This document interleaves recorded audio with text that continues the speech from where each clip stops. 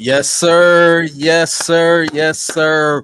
Welcome to another episode of D313XP, episode 21. This is your boy DC1. We got Nomus J in the building. We got Breed in the building, Dante, and we got our special guest, Luke G. What's going on, fellas? How y'all feeling today, man, on this What Wednesday? up, dude? What up, I'm dog? feeling good, man. Feeling good. Feeling good. Absolutely. Feeling good. Absolutely. It's been absolutely. a long time coming to get Luke G on this channel. Yes. Y'all might not know it's my longtime DSA family member here. We linked what's up? back between my team, and we been family pretty much ever since. So, I'm saying, and it's good to have you here, man. I've been on your channel. A controversial person, they used to say I'm really controversial. I'm not. I just simply just tell the truth, and then I watch it grow like a chia pet as it evolves to it. You know what I'm saying? I tell everybody. You should see what he called me then. You should see what he called me. No, I'm just saying. I tell people all the time. I say, listen, I don't give takes that's going to be hot at the moment. I give takes that's going to be like burning real slow Later down the line. Yep. So that's Sound like a plan. But I'm happy to be here, man. You know, I've been checking you fellas out for a minute, listening. Y'all don't have me through a lot of overtime days, so brother, be going. They've been getting me. They've been getting me. Yeah. So. Yeah, man. Hey, So, we'll Luke G, man, just go ahead and introduce yourself, man. You know, for those who don't know, the people that's watching you, just go ahead and introduce yourself right quick for us, man. Yeah, man. I'm Luke G. I got a YouTube channel, it's Luke G's Field Review. Basically, I'm looking at everything Detroit Lions. I do film study on college players. I do film study on the games and stuff. I go live, and my show is a little different. It's a little unique because I allow people to jump in and join. Feel free to tell me I don't know what I'm talking about. Feel free to jump in and tell me I'm wrong. But make sure you come with facts, because if you come with that fictional stuff and your emotions, you're gonna get your feelings hurt, and that's what it's about. I'm about a platform to be able to speak and just keeping us in an honest light when it comes to the Lions. Okay, that's what's up. Yes, sir. Absolutely. We would like to thank you for, saying you joining us on our show today, man. We are also, as myself and Nomus and Breed, everybody, you are more welcome to join with us anytime, man. When you have the time with us, man, you are welcome anytime. Hey, I'm gonna take y'all up on the offer too. Yeah, man. For real, man. So, Show. Definitely, man. So yeah, man, let's get into it, man. We got to talk about it, man. Let's get a little recap and talking about the last week, Thursday night, the opening night of the week 1 of football. The Detroit Lions pulled it out last week against the Kansas City Chiefs, 21-20. Man, it was a very exciting, man, for us Lions fans out here, man. It was great for us to celebrate that victory, man. We're still celebrating. We're still celebrating it, man. But the way we gotta say this, man. It's long and gone and over with. We got another game coming up. Yes, we do. Let's go ahead and we're gonna recap this. Let's go ahead and recap talking about this victory that we had against the Kansas City Chiefs. Noah, I'm gonna start with you, brother, man. How did you feel? I know you were so excited, man, when that Lions got that win, man. I know you were so excited, man. Go ahead, man. No. Yeah, I literally went on everybody's panel, including DSN that's in the chat right now. Shout out to you and man. I screened on everybody's panel. I did, because I got everything that been happening to us, especially against these so-called winning teams. The cheating from the refs, the mistakes on our end, the blown, and just anything you can think of. The Lions are showing us that they are overcoming all of it, and it's all starting to actually remind me of things that this gentleman across from me has been saying for years. It's all about attitude. It's all about the leadership, man. It's all about the head coach and what he's bringing into these guys, and that's something that we're getting from this staff that we weren't getting from some other guy with a funky beard. That I'm not gonna mention his name. Oh, you talking about Fat Patricia? Yeah. Well, I was trying not to bring that up, but yeah. Okay. Forget that Denny menu reading bastard. He read the Denny menu. He wasn't worried about no plays. I got you. But no, what I'm saying is, man, listen, that win meant a lot to me personally, because the fact of the matter is, it's national TV. you know, everybody, regardless of what happened, there was going to be excuses made for this game. Where the Lions, even at the Kansas City Chiefs were full strength, the Lions were always going to have something against them about it because that's just how it is. Nobody ever wants to believe that the Lions can actually win, and that's why I titled this with our special guest. I titled "Creating the Narrative" because at the end of the day, it's time for us to create our own narrative. Now that we've proven that we can win when we have guys missing. We proved that we can win through the referees' bad officiating. We proved that we can win against the champions and their turf. There's nothing else but you to do to prove yourselves that you can be consistent at winning and start looking at the division and saying, you know what, it's time to start setting standards. We went 5-1 last year. And at the end of the day, it's about time we start making that an average. Like, it's time to start going for 6-0. It's time to start. We went winless in the division before. It's time to go undefeated now. You know what I'm saying? It's time to recreate the narrative. It's time to rewrite. History is written by those who are around to tell it, right? So that being said, when I watched this game, I watched the team. To me, everybody was saying that the Lions got disrespected. At times, I felt we were the ones doing the disrespecting because there was drives on this offense that Ben Johnson didn't do his best job calling, where I felt we know last year, at least quarter of the times on 2nd and 3, 3rd and 3, they would have handed the ball off. They chose not to, and it drove me nuts because I was like, I know y'all could have did better than that. I felt like they were holding back against the Chiefs. I'm not saying they ain't try to win the game, but I feel like they were the ones holding back because to me, you could have incorporated that game a lot better. But I feel like they knew they didn't play their starters, and I feel like Dan Campbell and Ben Johnson both wanted some kind of momentum with the passing game. They always talk about the passing game. They're like, because they know the one thing they can, they rhythm with the passing game. I feel like that was the reason why they had that bad play calling. Everybody on this panel know they could have did a better job offensively than that. And I was upset about it, but I understood what they were trying to do. But I don't want to see it again because it gave me Ravens vibes of 2021. It gave me Jets vibes last year. I don't want to see that kind of stuff coming this coming game here. But as far as the win go, I'm excited. But at the same time, I'm not about to lose sight of what we got to continue to do, and that is you got to go out there and put some wins together. There's no finding, shaving the way around it, trying to find loopholes. No, you got to win. That's pretty much what it is. Absolutely, Luke G, man, how you? I know you were so excited about that win, man. Tell me, how was your feeling, man, about this win, man? Tell me, man. Tell the world, brother. I mean, it was expected for me. Like, I picked this months ago.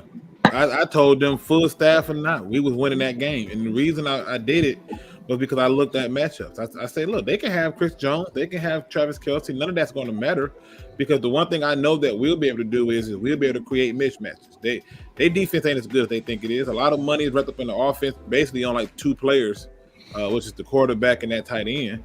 And then on top of looking at that, I just, I expected them to come out and have a good showing. Now, where it differed with them 2 guys being out is I already had us winning by 10 points with those guys playing. I feel like we could have won by more. I do think the play calling was done poorly by Ben Johnson. But I was very excited to see them go out and respond the way they did. I wish they ran the ball more early on. I thought that they didn't run the ball enough. And the biggest thing that annoyed me was I saw so many fans and so many media people who by halftime was ready to lock and load their Aaron Glenn guns up with the Aaron Glenn need to be fire bullets and blame him if we were losing this game. And then when the game get won, it was everything but Aaron Glenn. It was the ball carrier. It was it was everything. And so, for me, to see that, I was like, okay, Lions fans, where are you at? You know what I'm saying? Where are you at now when you're talking about this? And so overall, there was a lot of good things in the game, a lot of bad things in the game. There was a lot of moments where I really was like wondering, like, hey, when are y'all gonna stop playing around and start doing what you're supposed to do? But overall, my raw feeling of it was just, this is what I expect from you. I don't expect anything less. I don't expect for you to lose these type of games. I expect for you to win these games. That's just my expectation. I feel like that should be every fan's expectation going forward. Absolutely. Breed. I gotta start off by saying this. And if this offends some people, I'm sorry, but we need to stop with this whole we won because of Kelsey and Jones being gone. Like we ain't got no players that was injured and didn't play that game either. We had J-Mo, we didn't have Emmanuel Mosley, and we didn't have Isaiah Buggs.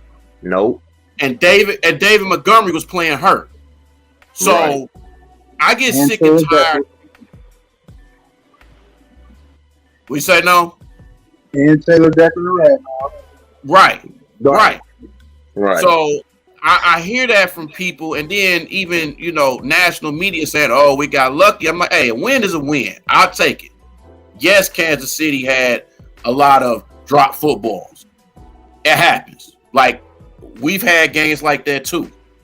So I love, and then this team to me is a prime is kind of like how we are as a city. They grit, they grind, they did everything they can to win this game.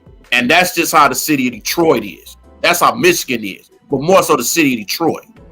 They are a reflection of the city. And this team is going to be really something. And where they did Patrick Mahomes and put different sets to confuse him, that was just a great thing to see, because he was confused, even though he had running room and stuff, but he was still confused.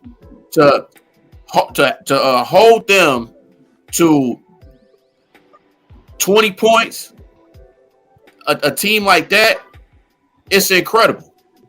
So hats off to the Lions, man. I'm excited that they got this win.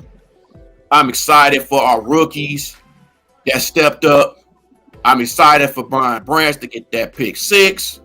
So it's just, I'm excited about this whole team, and with the whole, and I heard about the Aaron Glenn thing. Oh, he should be fired or like, calm down. It's the first game. Let's see how they do against the Seahawks.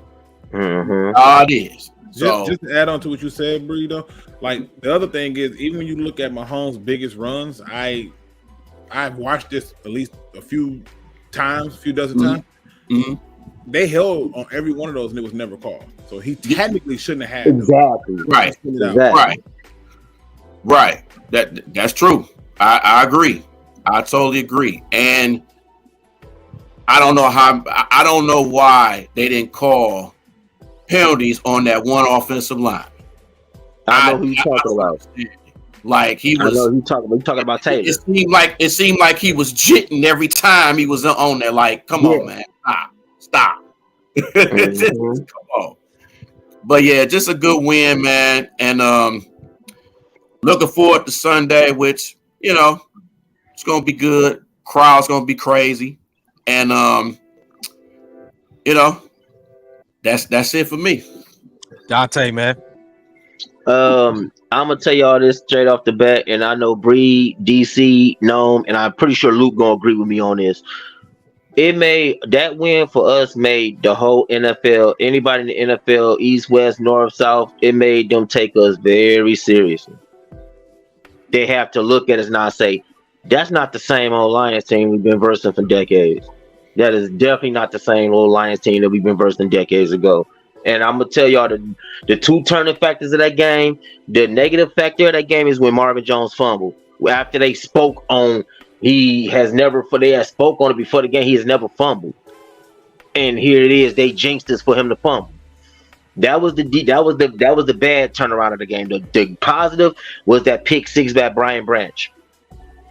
That was the deciding factor then. And of course, David Montgomery did play hurt. Yeah, he did. But he fought through it. I mean, people gonna have to respect us regardless now, man. Everybody gonna have to take notice of us now. Like, and I'm with y'all with that excuse making shit. They can stop, because we had at least 6 players that was banged up, and we got one that's sitting out. So he out on suspension. So I mean, I think them wide receiver boys for stepping up. What's his name? Raven stepped up. Reynolds stepped up. You know, I ain't even gonna talk about Amara St. Brown. He one of the studs of the game because he was wherever you needed him, he was there. Like, and Jahmyr Gibbs is gonna be a problem. He's gonna be a problem, bro. Because if you blink, you miss him. If you blink trying to grab him, you're gonna miss him. Like, period. So I like the win, man. I definitely like the win. I do like the fact that Gardner's our mouthpiece. Crazy as that sound, but I think he did it with this one. This next game situation, I think he overdid it with this one, bro. He trying to have some players. He trying to have some fans get locked up at Ford Field, bro. I'm not even trying to be funny, bro. Like, that's gonna look like you if all the people wearing them masks. And look, I work for Amazon, and they already said the damn masks are sold out. So I'm pretty sure I'm gonna be delivering that shit tomorrow. I'm at Friday. I'm pretty sure of it. I'm pretty sure of it. So, which that was crazy. And I'm gonna tell y'all something. If I see an old Caucasian 80-year-old or 75-year-old wearing that shit, I'm dead, bro. I'm like, these dudes is really trying to get locked up out here. Security gonna be scared, bro. They is not gonna know what the hell to do. They ain't gonna know whether they gotta frisk you or what, bro. They ain't gonna know whether they gotta frisk you.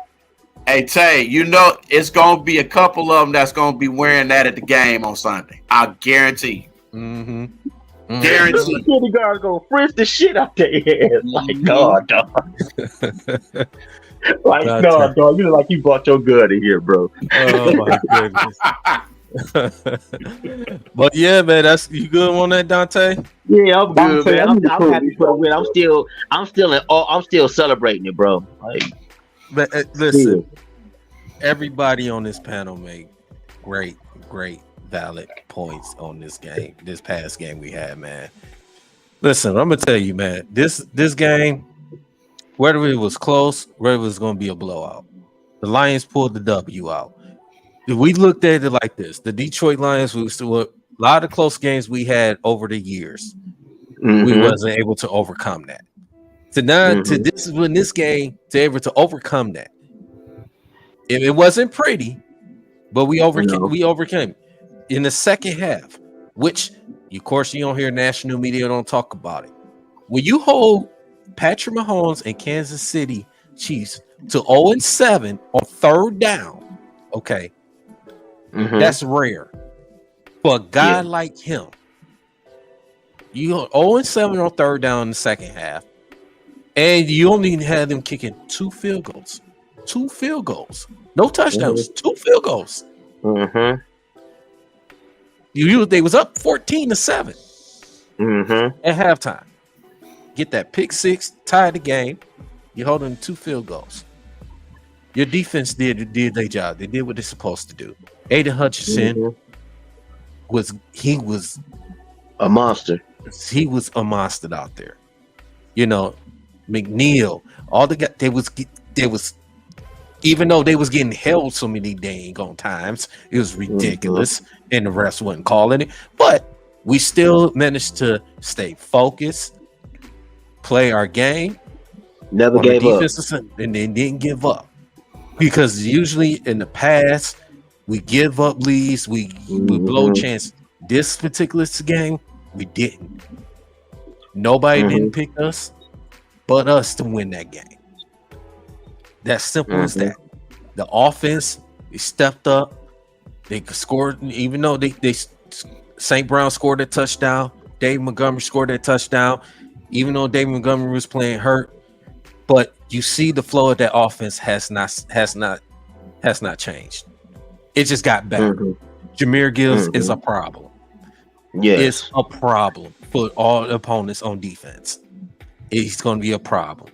Get used to it. He's healthy, it's going to be a problem. I'm telling y'all that now. This Lions team, we got this win.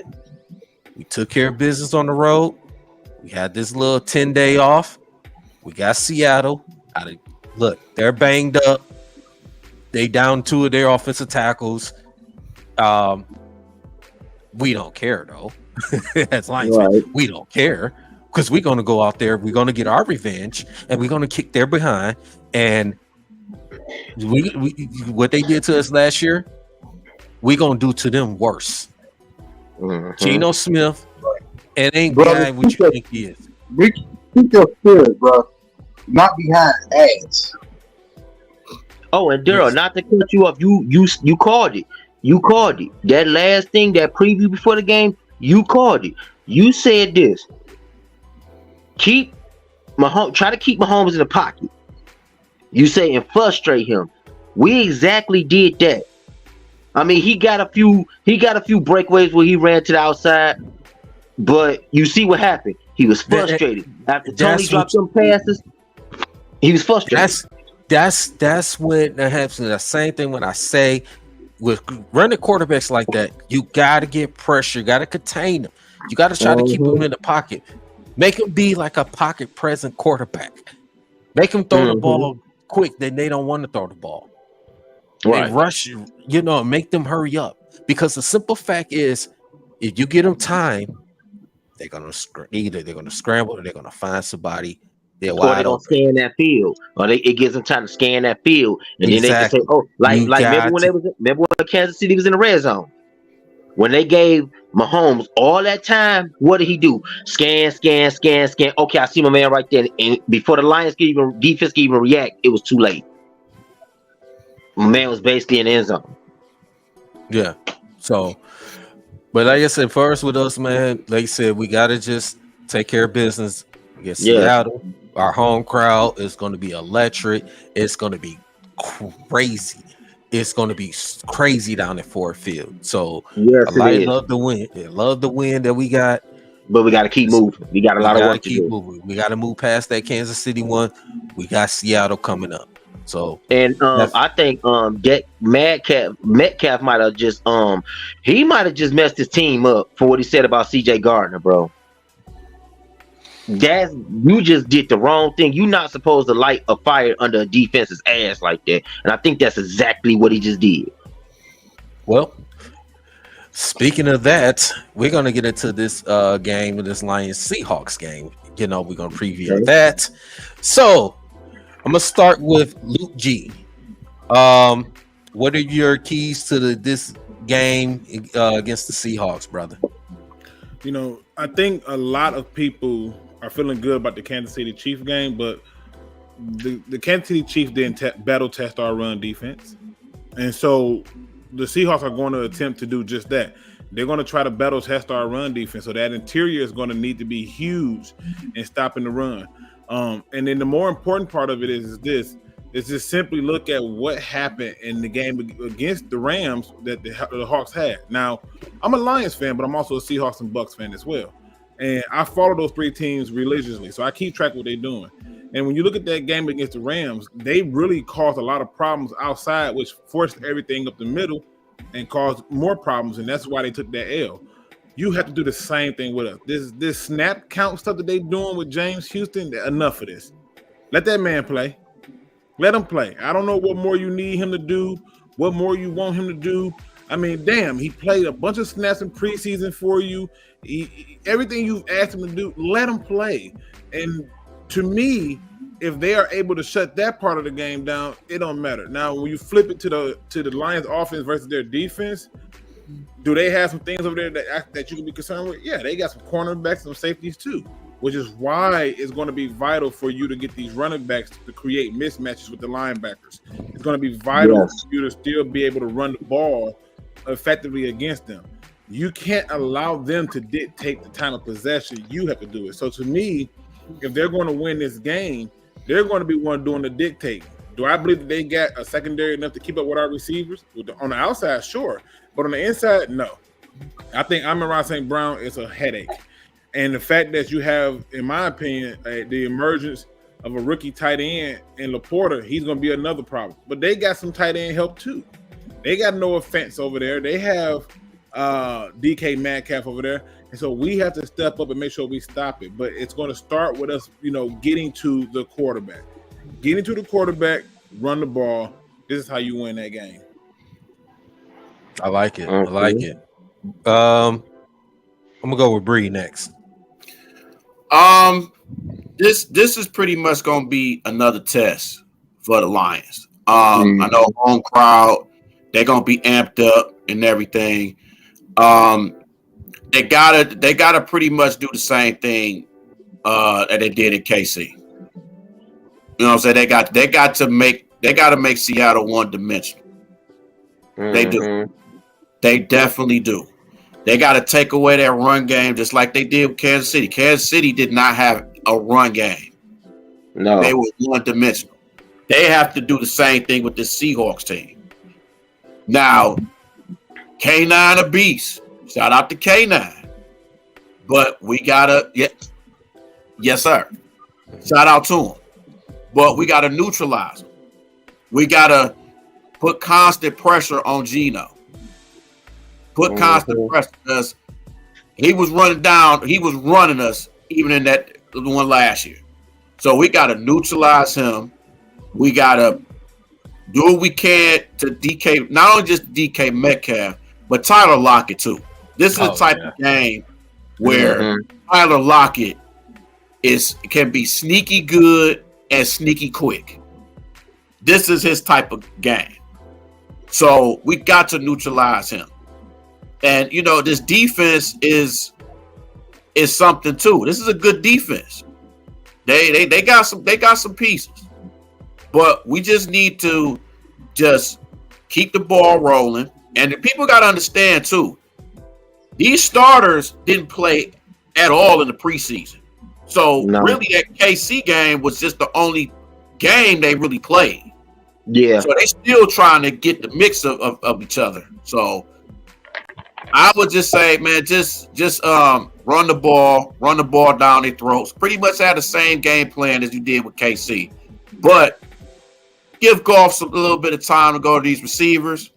And, you know, let the defense be the defense. I mean, I would love to see DK against CJ. I'm dying to see that matchup. Yeah, especially after he called him soft. Like that's gonna be an issue. Or as I call DK Metcalf, I want to be Calvin Johnson, but that's here nor there. But you know, I thought when I thought he first got in, I thought he could be that next Calvin Johnson, but I was wrong. But hey, we've been wrong about stuff before, so yeah, I know I have. But yeah, they just gotta have the same game plan and keep running the ball. Time of possession is key, and that's about it. Dante, and then after that we go Nomas. Okay, I'm gonna definitely say first thing we gotta do is we gotta contain Geno Smith. Now listen, he ran us over last year, so we gotta put that in the bag. We gotta put that in the last year's trash and get rid of it. We gotta contain him. We gotta stop him. If we get to him like the Rams got to him, he gonna be frustrated. And you know what happened with frustrated quarterbacks, right? They make bonehead decisions. They try to redeem themselves and make bonehead decisions, and them bonehead decisions could cost them the game. So we definitely got to do that. I don't see Seattle having no running game really, because I didn't see it in the Rams game. Tell you that right now, I didn't see it. They could barely get off the run. So and we definitely got to our defense got to show out. I want CJ to definitely show out because somebody called you out, bro. Like in order to make him eat them words, you got to shut him up. So I mean, if he shut man, he gonna get inside his head because he's a trash talker. So he gonna get inside his head if he make that first defensive play, he gonna be in my man head he gonna be living rent free in my man head all day. So now I do want to. One thing I will say I disagree with you on a bit, Tay, is Geno Smith didn't do nothing to us last year. Again, I'm a Seahawks fan, right? And when you said that, I was like, I don't remember. Well, okay. Well, then I say like this, not to cut you off. I say like this, then okay. Then if you say that, then we basically shot ourselves in the foot. Oh no, we definitely shot ourselves in the foot, but that wasn't what the shooting didn't come. It didn't come from us necessarily shooting ourselves in the foot. It came from an interior defense that couldn't do nothing. Rashard Penny had 17 carries for 151 yards and 2 touchdowns. Mm-hmm. Yeah, you see what I'm saying? Kenneth Walker, who was basically hampered through injury, still had 8 carries for 29 yards. And Geno had seven carries or 7 runs, I should say, for 49 yards and a touchdown. Geno don't run much. He tries to throw the ball. And the problem was when they beat us at that particular time, we couldn't stop the run to save our life. They did to us what we did to the Kansas City Chiefs. They just ran it down our throat down the end for a long drive after long drive, and we couldn't beat them. I think when you look at Geno Smith, it's Geno Smith, and so at the end of the day, here's a guy that you look at most recently against the Rams. That dude, you have any idea how hard it is to throw 117 yards? You know, like you can literally sneeze 2 passes and get 100.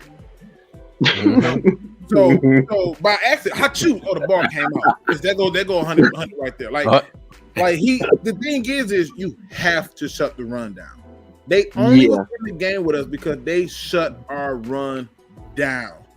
Shut it down. Jared Goff that game had almost 400 yards passing, 4 touchdowns, and what doomed us was that interception. But for the most part, we never got near Geno Smith in that game. Geno Smith was 3 of 30 for 320 yards and 2 touchdowns. He never got sacked once. Mm-hmm. Now, that right there can be remedied real easy because all you have to do now is essentially you just have to basically say, you know what? In order for me to make this different, I'm going to have to put them hands on them. I'm going to have to touch them. I'm going to have to frustrate them. And if you're not prepared to do that, I feel like that's what the problem is. But I don't want people to be thinking that Geno last year did us dirty. He did us dirty in the passing game, but we never got near him. We never touched him. Wasn't like half our defense jacked up too that year? No, actually what it was our linebackers sucked. The Lions fan base went crazy over a undersized linebacker who was meh at best in Malcolm Rodriguez. You had him and Ellis Anzalone.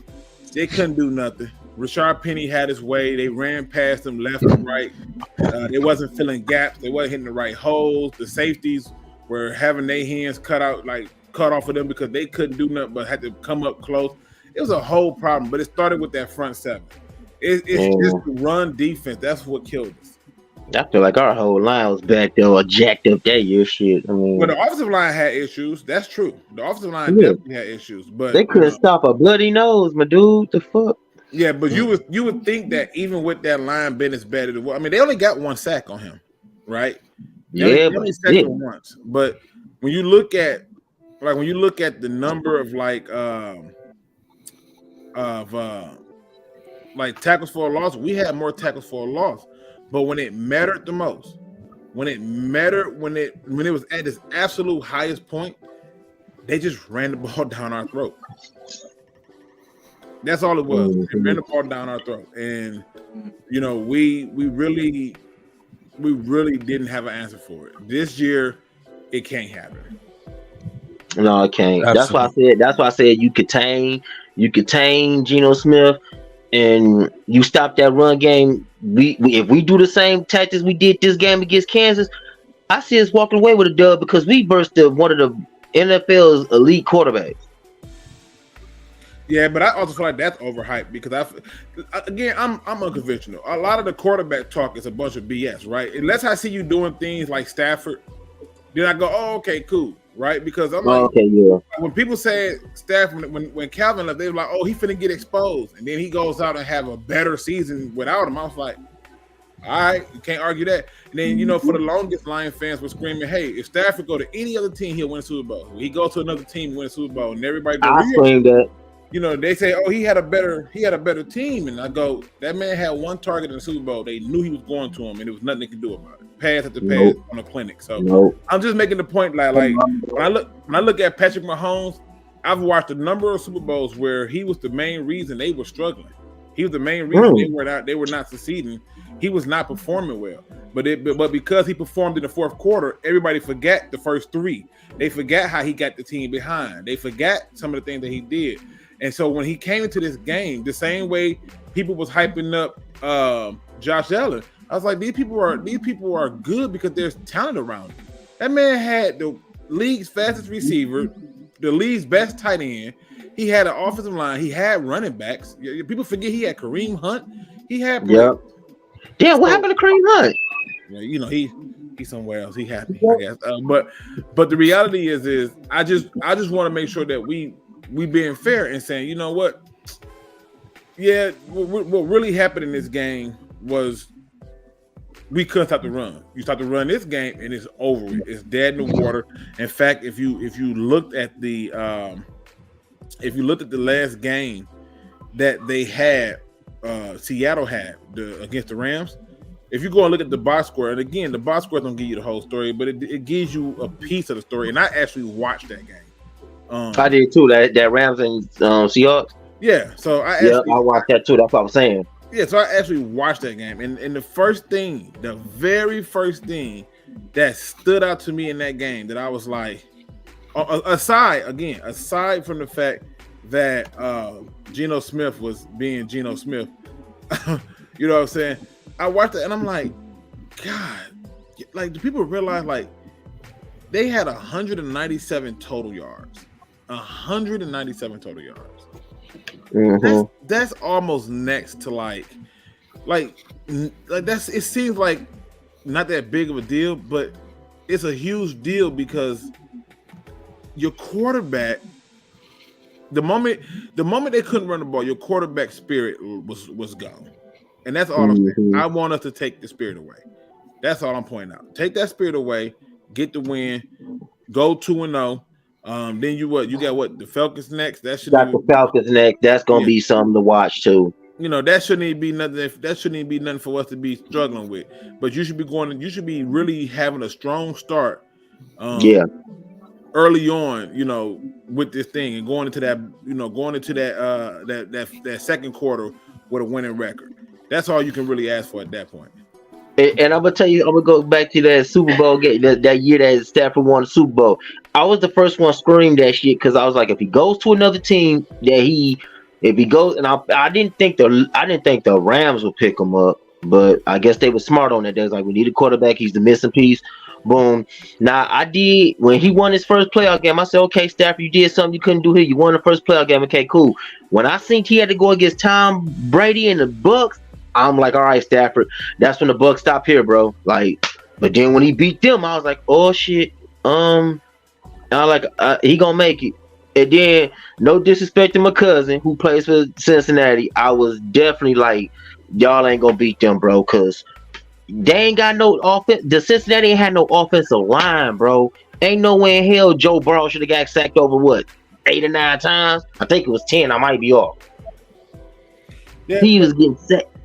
But you gotta look at it too, man. With that Cincinnati team, man, they won some games with that horrible offensive line, and the difference was that the games they won, Tennessee was the number 1 seed at that time.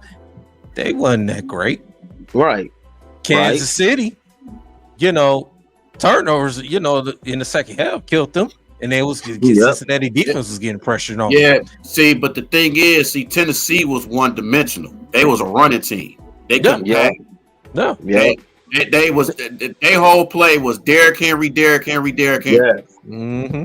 You know, I mean, it's a good play if you ask me, but I get your point. Yeah. Oh yeah, absolutely.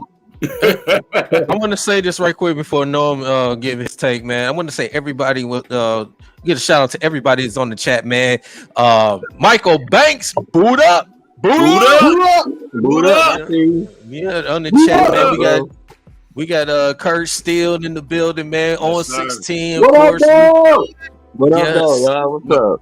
Yeah, we Kurt. Yes, sir. And we also got DSN, Dynasty Sports Network on the chat as well, man. So Retro Recap, he was on the chat a little earlier, man. So we definitely, and Final Countdown guys, that was in the chat as well. So man, we want to give a shout out to everybody that's in the chat. So right quick, man. So man, appreciate the love and the support. Yeah. Guys on there, man. What's good? What's good, Hitman? We ain't heard from you in a minute. Ray Moore in the building, man. So we definitely get shout out to our guys in the chat, man. So yeah, man. No, it's your call, brother. All right, so I'm gonna put it to y'all like this. No, the part of it, don't tell me y'all can hear me. We can hear you, Don't bro. tell me I can hear you. No, we can. I was in this damn sprint. I was in this damn sprint. Hey, no. One thing before I let you go. Where's your Cheez-Its and your Modelo? Damn. Listen, bro, I ain't listening to the show yet. I ain't listening to the show yet. Okay, I'm busy around. That's because I got the sun tips. I got the sun tips, right? I ain't had a chance to get it yet. I ain't had a chance, man. I ain't had a That's because chance. he ran into that wall before he got to. Oh, here y'all go. Anyway, man. Go ahead, no. So basically, look, man, when it comes to Seattle, it's almost like you're facing a mirror match, right? They're a more experienced version of yourself. So you ask yourself, how do you defeat yourself? Well, that's by identifying the same strengths and weaknesses you share with that team. And both teams run the ball for the most part. Both of them have quarterbacks that, you know, probably require that run game. And then both of them, one is probably a little bit better, more proven defensively outside of last week when they played that very terrible quarterback that played here for 12 years. You know what I'm saying? But other than that, I find it funny that the Rams really gave us the game plan on how to beat the Seahawks because they did pretty much everything we had to do. We had to run the ball offensively and not just simply run the ball. You have to give a lot of Jahmyr Gibbs in this game because he gives you something different. And you have to use your tight end, like as Luke said earlier, because if you recall last year, we didn't have Amon-Ra St. Brown and we didn't have Swift Peter available to us. And we still put up 45 points because you had TJ Hawkinson catching a couple touchdowns and burning you the entire game. You know that tight end that said that stuff that you want to throw the ball to? Yeah. So to me, you might want to take advantage of that matchup there because Lions actually really had two receiving tight ends on this team that still be used effectively. But that's another story for another time. So the point is, the Rams, like I said, they gave us a game plan. You run the ball, you stop the run at all costs. You have to make it your business to stop the run. That has to be like damn near something you live and die by if you want to take a chance to do it. Because if you stop the run, it makes it much better for you to. No. You muted. God damn, listen it. You muted, bro.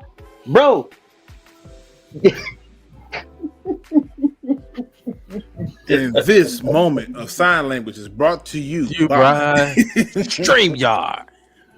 Cause no ass ain't paying no attention. Look, he glad. See, he ran into that wall again. Y'all told me. Nope. I know him when he run into the walls, bro. Mm-hmm. Noam didn't pay the light bill, so it's just no, he didn't pay the light bill. I got it.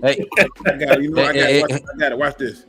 He ain't pay that cable bill, so it's just we're gonna all play a part in being known conscious. We're gonna speak for him. He gonna move, but we're gonna tell you what he's really trying to say. Oh my God! Right now, what he's saying is y'all embarrassing the hell out of me with this bull. You know what I'm saying? Right? And right here, look, see right here. This is the. See, you know what? Y'all want me to get serious about it. I'm gonna take these goddamn glasses. Bro, he is crying, bro. Asses get whooped. Okay. Crying, bro. Oh hell no. He had to take his glasses off on that one. Yeah, he's crying, bro. Now we back to man. I told y'all.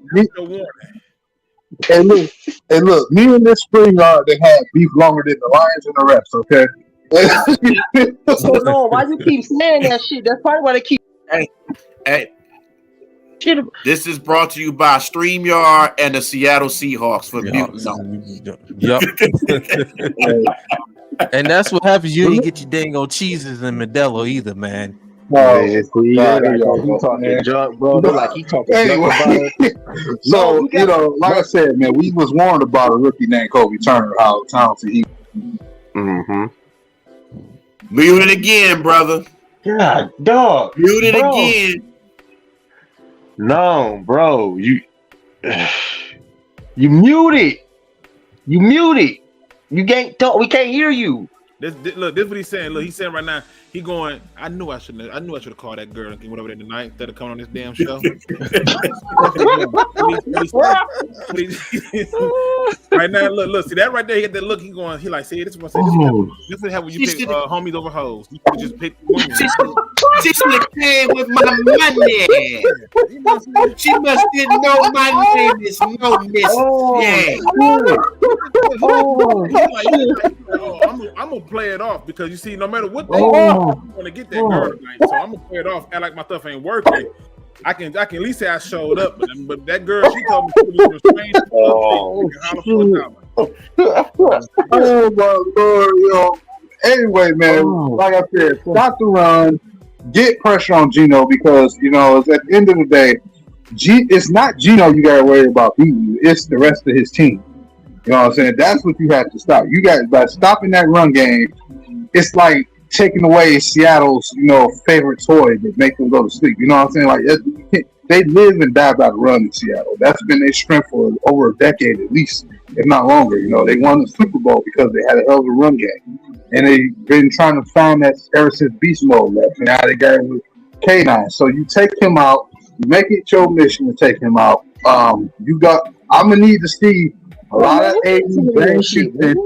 I'm also need to see some Joshua Pascal, and I would like to see a little bit of Levi, because Levi played well at times too. And linebacker wise, you might want to roll with Burns and my man Jack Campbell, because you come out there with Anzalone, it's gonna be a long night. I'm just saying right now, you might want to come out there with D Burns. And I gotta add this, and I gotta add this, and I know everybody gonna feel the same way I am. Through all circumstances, I don't care what the score is, please do not put Will Harris in the game. Thank you. I'm so agreeing with that shit. Please don't put him. I'm doing an APP on it. Do not put Will Harris in the game. Man, they should lock him in the cage like they did my man off of the Rookie of the Year movie, bro. Remember when that dummy locked himself in the locker and he had to end up standing that bitch the whole game? Do that to Will Harris. Just lock him in a locker room and don't let him out. Yes. I mean, if we really want to get down to the nuts and bolts, we really need to be trying to figure out why he's still here. You remember the scene and what's got to do with it when Ike's wife found out about Tina and why is she here? I'm trying to figure out why is Will Harris still here? And okay, let me ask you. I'm gonna answer that, Bree. I'm gonna answer that for you.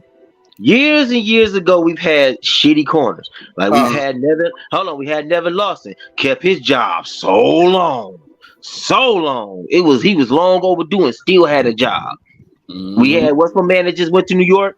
What was that guy that we just got rid of? He went to New York. No, hold on. Nah, Monty was solid for like 3 years. That final year he was injured. And I hate to hate towards him. Hold on. No. If he was so good, why did the Giants let him go? Because that's a good question. In the preseason, there was a particular game that he had where if he hauled his butt over there, he would have made the tackle. And what he did was he treated it like a preseason game and didn't run over there. But the reality was he was decent. He was very decent player for us.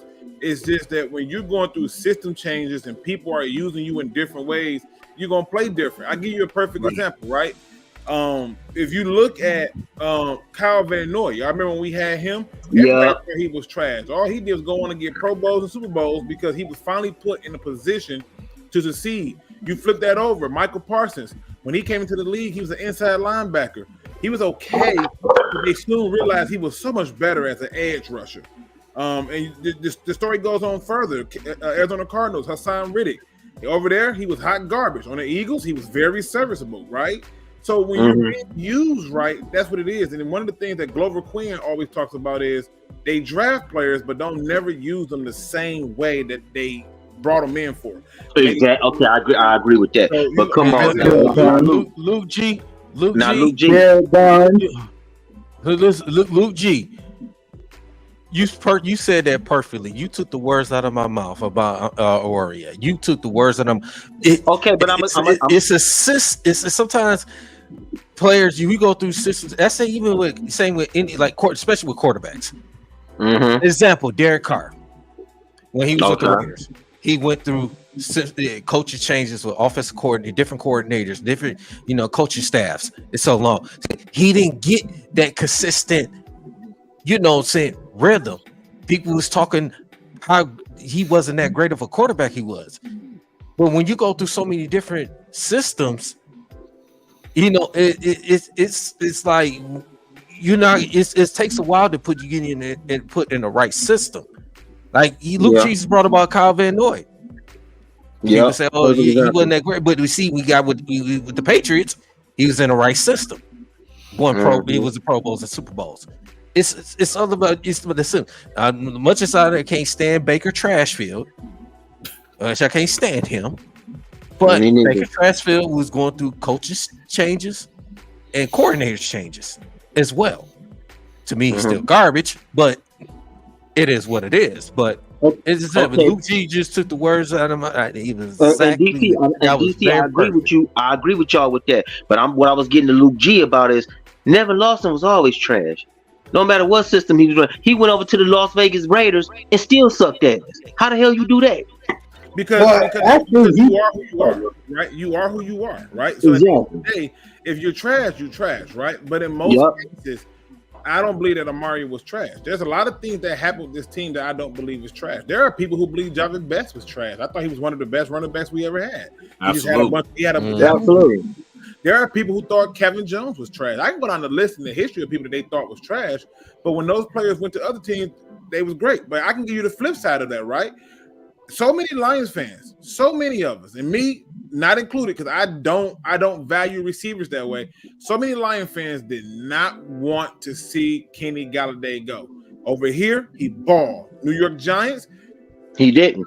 He didn't. Now he's not even over there. So at the end of the day, you're retarded. You look at it, and you see that this can happen to anybody. You have to be able to be put in the right position, and you have to be able to do it. Like, for example, the first game of the year, DeAndre Swift on the Eagles, he gets 2 touches. I can't say he trashed because they don't give him the ball.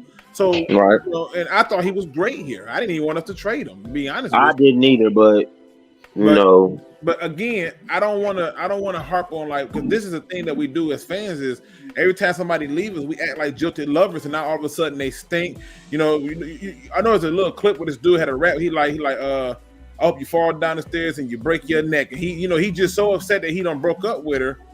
And that's what we do to our players. When they hear they're the greatest thing, they have reinvented the wheel. They're the light bulb.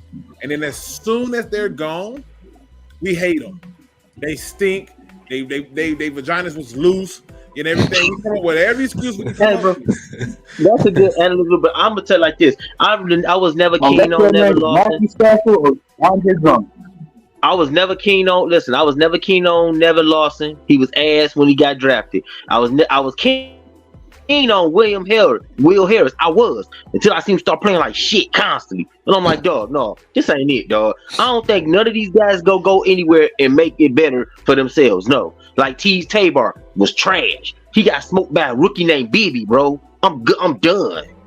Teez Tabor is another one of those ones that I think was brought in, and they didn't want to believe Fat Meat was greasy. And it's hard for me to judge any player who was under Matt Patricia, who I wanted fired at the one game. So I'm just saying. Yeah. No, I feel you. Like, you have to be able to see it in a different perspective. And like I said, people are going to be who they are, but this Lions team has that talent. And here's the other thing about people like Will Harris.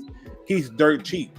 I hate to say it, but he's dirt cheap. And sometimes, he's dirt cheap, all right. Ain't nobody gonna pick his ass up, cut him and put him on a practice squad. I guarantee you, in the next 6 months, the only way he would get picked up is if they ain't got no bodies over there. He's available.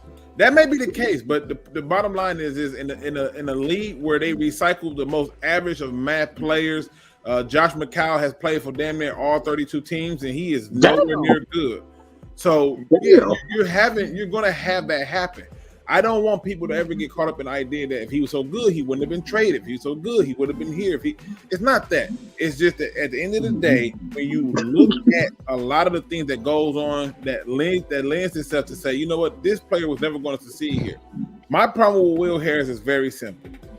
It's like you said, either you are no fundamental. Not. He wasn't good as a safety. He wasn't good as a corner. He shouldn't have never been here, but he's cheap and they like the cheap player. And sometimes it's his fundamentals for me. It's his fundamentals for me. I don't think he knows what he's doing. I really he doesn't know what to do. No, he knows what he's doing. Well, he don't know exactly what he's doing. He don't know what that's the why hell. he playing the way he's playing.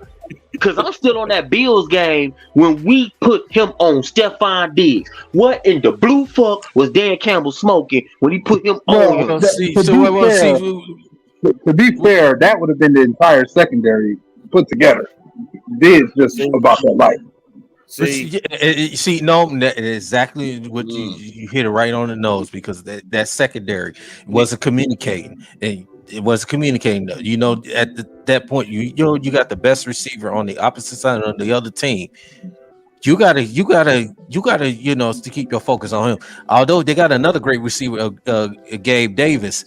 But you gotta focus on Stephon Diggs, and that was just miscommunication on that whole entire secondary. You absolutely right, no. So on that situation, By the way, there's another player on this roster that the Lions are doing that to. His name is Derek Burns. A lot of people don't want him here, but Derek Burns was a run-stopping linebacker that just turned into Mike before he got drafted. He was an outside backer in Purdue. You knew he had 100 tackles coming out of college as an inside linebacker. Inside linebacker. Why wouldn't you let him play as that his first few years in the league? Let him get used to in the NFL, like being what he was transitioning to. But instead, this is what the Lions do all the time. They try to make you learn coverage. They're doing it to James Houston too. Why are you focused on him trying to be a coverage when he's a pass rusher?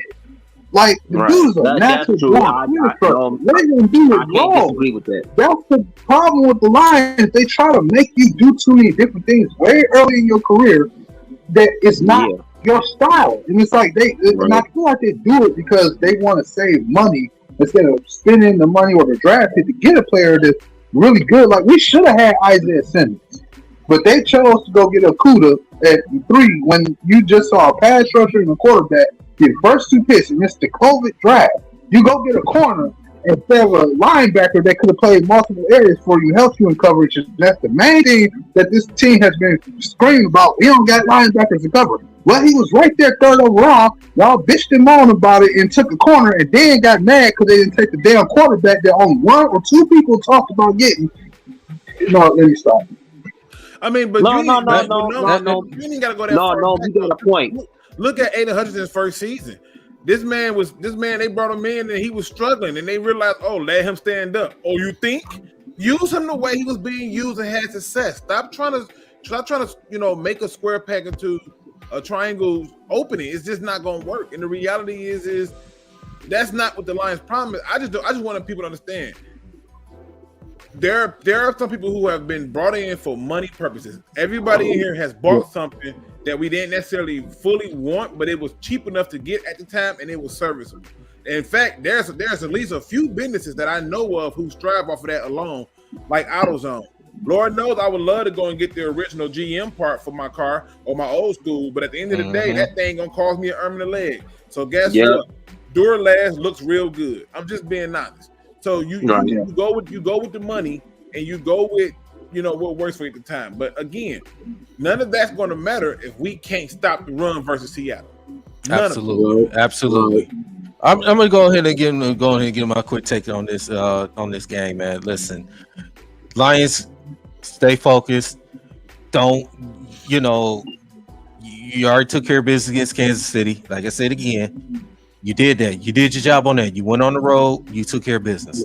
Now you at home. The crowd is going to be behind you. Let's show them our 12th man. The crowd. Our crowd is going to be behind us. It's going to be one of the loudest. Dan Campbell said the other day in his press conference. The crowd is going to be louder than Kansas City's and Seattle's combined. Okay. Yeah, bro. Sportfield's going to be rocking. Yeah, with all the masks on, they gonna be loud. I don't care if it's mask or without no mask. I don't care. The crowd is going to be behind us because this is the expectations of this team to be successful. So we cannot get this. We got to go into Kansas City, get this win, and turn around. We lay an egg against Seattle. We can't do that. Right. We got to stay focused. We got to play our game. We got to play smart football. That's as simple as that. Lions go out there, play simply play your game. Don't make too many silly, stupid mistakes. I'm gonna keep saying it. I know it's a long season, and please don't let them extra days. Yeah, because it's gonna be 10 days till they play. Yeah, right. From that last Thursday, so Absolutely. that could be a little bit of a layoff too. Yeah, Right. So that's the importance. I said, this focus. You got this little extra time. You got to focus on Seattle. Seattle, they already don't have their tackles. Not even playing. Okay. So at this point, you got to stay focused. When let's go out there, take care of business in our home crowd. Make Geno Smith play like the Geno Smith from the Jets. Okay. Right. Make Geno Smith, play like what the Rams just did to him. Right. He was like when he was playing for the Jets. Damn. Oh yeah, and all Seattle fans. Yeah. All Seattle fans. Yeah. Please get your security. Get your security near you, please. Absolutely. That's what I'm gonna say on that, man. Well, I got a couple of guys here that's gonna be it's on into the show. We got Ray Moore, we got Hitman, and we got Michael Banks in the building. What's up? What's going on? I had to jump in there, dog. I had to. But I just gotta say this. Y'all are right about all the stuff y'all's talking about people in the wrong position doing this, but we're not doing that no more. Let's talk about these last 3 drafts that we done had under the doggone Yoda, bringing them people in. You got doggone Rodrigo. We got doggone Branch. You know what I'm saying? We got St. Brown. We got Penny Sewell. Come on, let's talk about them. And Sewell got drafted in another position as a right tackle, and he played left tackle. Come on, man. I mean, he got drafted as a left tackle to play right tackle. So, dude, we know what we're doing now. In the past, yes, 100% seat of our pants. I give you that. But my girl Sheila then jumped up in there and then went and got my man Dan Campbell. Then went and got my man Brad Holmes. They booting up. And we about to get this Super Bowl. So let's stop talking about the past. The past is gone, baby. It's the future. And the future got Super Bowl all over. That's right. So kick them people that's trying to get on the bandwagon, kick them off. We ain't got no more room, dog. Only real true Lions fans. Period. That's what I'm talking about. That's what I'm talking about, man. That's what I'm talking about. Hitman, what's up, brother? Hitman, talk to us, man. What's going on with you? Hey, what's up, fam? Hey, what's up, fam? Just want to let the world know I'm still collecting Kansas City tears at barbecue, man. So if anybody want to come through get some barbecue, you know what I'm saying? Like, collect these tears from these sorry Chiefs fans, man. Come on through, man. I got some barbecue and tears for y'all to help collect. You know what I'm saying? As far as Seattle goes, I see a ski mask convention on deck, and DK Metcalf, man, you done put a hit on your own legs, bro. Your legs and your calf. Yeah, I'm talking like this. Because real talk, man, it's about to be cops and I'm real talk, man. It's about to be cops and robbers on the field, man. Because somebody's legs about to get robbed, and his name is DK Metcalf for opening his stupid mouth, calling one of our players soft, and you know we gonna ride for CJ in them doggone stairs, man. It's gonna be a ski man school convention on Sunday, man. His legs. We gonna bite his kneecaps, baby. We gonna That's what I'm saying. That's what I'm saying. Hey, that's what I'm talking about, man. Somebody's kneecap's about to get robbed and blown out, man. I mean, DK, you did this to yourself, player. You did this to yourself. Right. Give me them cats. Kneecaps, son. That's what I'm talking about. That's what's man. That's what's up. Man.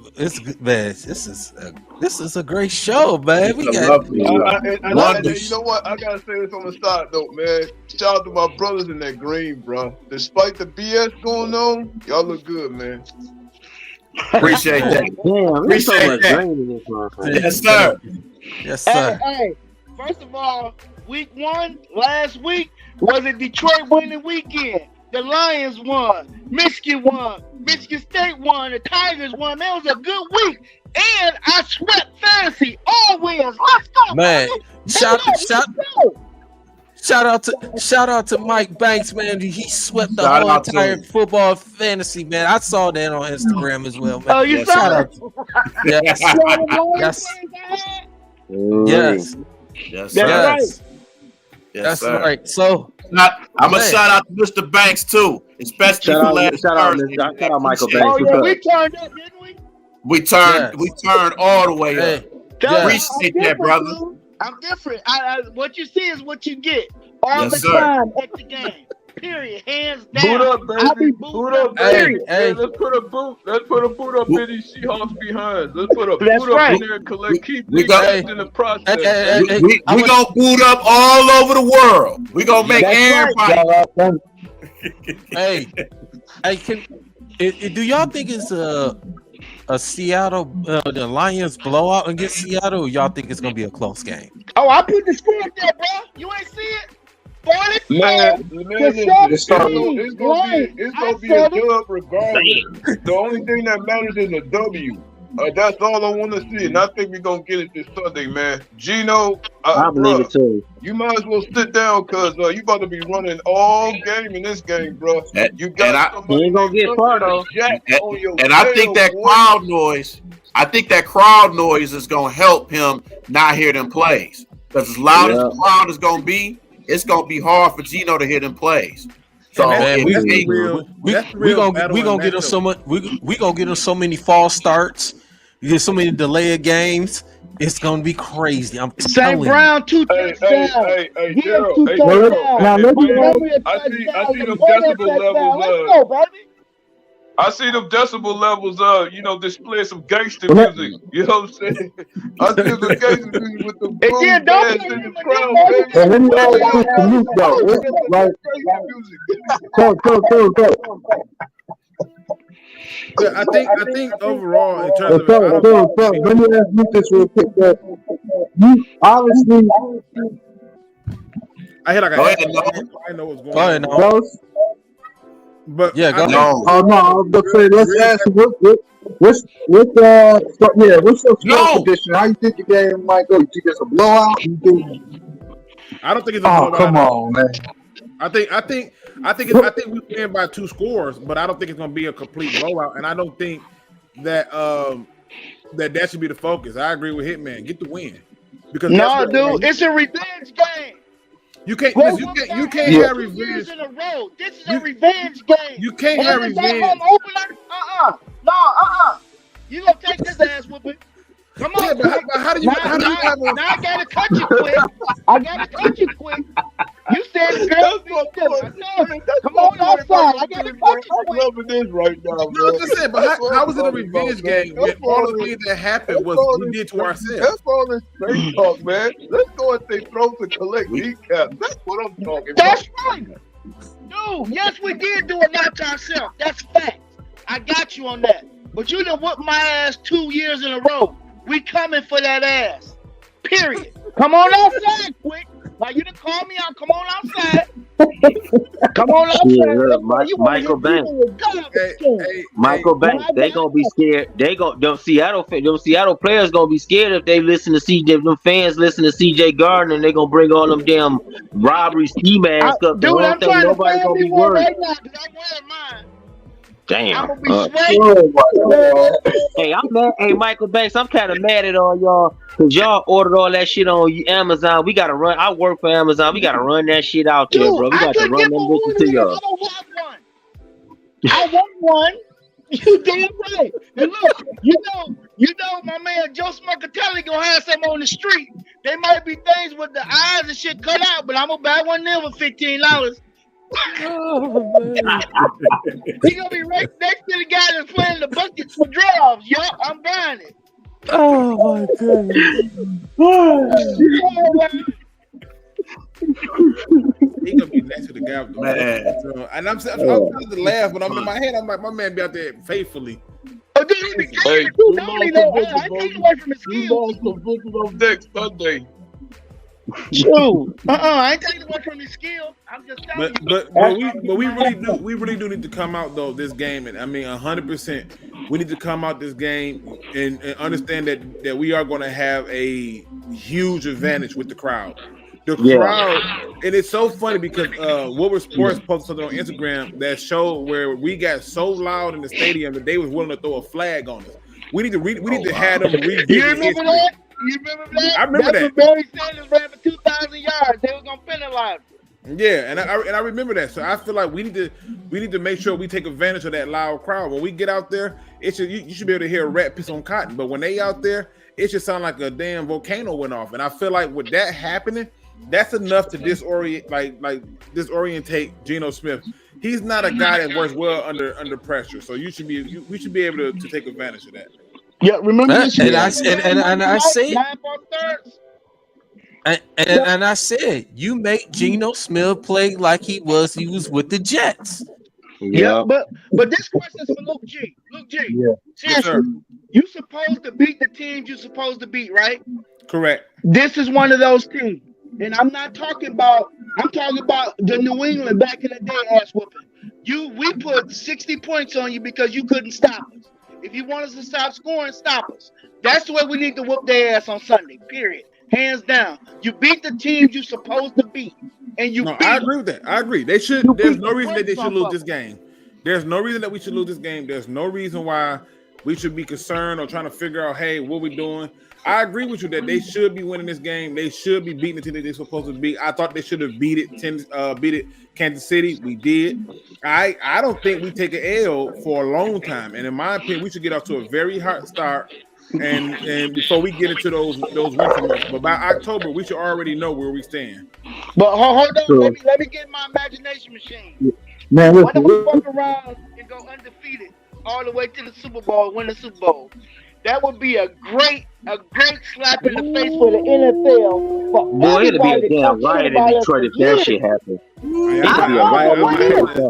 might have to go over to Canada for a day or two. They're gonna burn this mud down. That's what I'm saying. It sounds like a hot take. Look, Boogie about to throw a pipe bomb. Hey, listen, we always have a perfect team so They'll be about to throw a damn pipe bomb and damn Ford Field. They have to tell them, hold on. They'll be like, hold on, bro. That happens, bro. They'll be about to throw a pipe bomb in damn Comerica Park. They'll be like, hold on, bro. Wait, hold on. Could you imagine like what would happen though? Good ass retribution for all of the years. Yeah, it would, bro. It would put you on a good side of history. That was in my fantasy world, please. This is fantasy world. I'm back. Then I listen. I'm telling you right now. They go undefeated and win the Super Bowl. I'm gonna go at least spend a good week over in Toronto. I don't have no time for this. Look, man, listen. We're gonna go from a dirty mitten to a real dirty glove. You're gonna see 5 don't do that. Bomb this bitch. Hey, let me take it back to 2019 real quick. Listen, They if gonna they try mess that. around and go undefeated. And let me take it back to the Think about this. If they go undefeated, no, I'm about to take it back. they gonna have us looking like a high five. I gotta go. I'm not forgetting like that. It's a setup. My girl Big Black gonna be turned up. She got a for real. Hey, let me tell y'all something. I'm about to go back. Hey, I'm going back to the DSO days with this one. If they go undefeated and win the Super Bowl, I'm gonna have me a woman tonight. Listen, that's gonna be the first day in Michigan history where no homeless person will be homeless that day. They're gonna be letting drinks in their house. Yes. Are you hungry? Yes, fact. We have a long time. That's gonna be the first day where nobody die. People gonna be on their deathbed and be like, I do it tomorrow. I do it tomorrow. Look, it's gonna be a great day after Thomas. Don't Oh my God.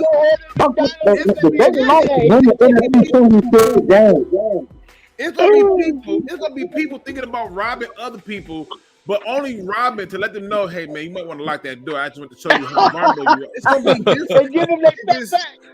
Yeah, it's gonna man. Listen, all them guys that be at the top of tickets, they're gonna be giving them for free, like tickets for free. It's gonna be so different. It's gonna be like the first time where everybody just like it's gonna be people like literally actually going to the bathroom instead of pissing on the streets. It's gonna be so different.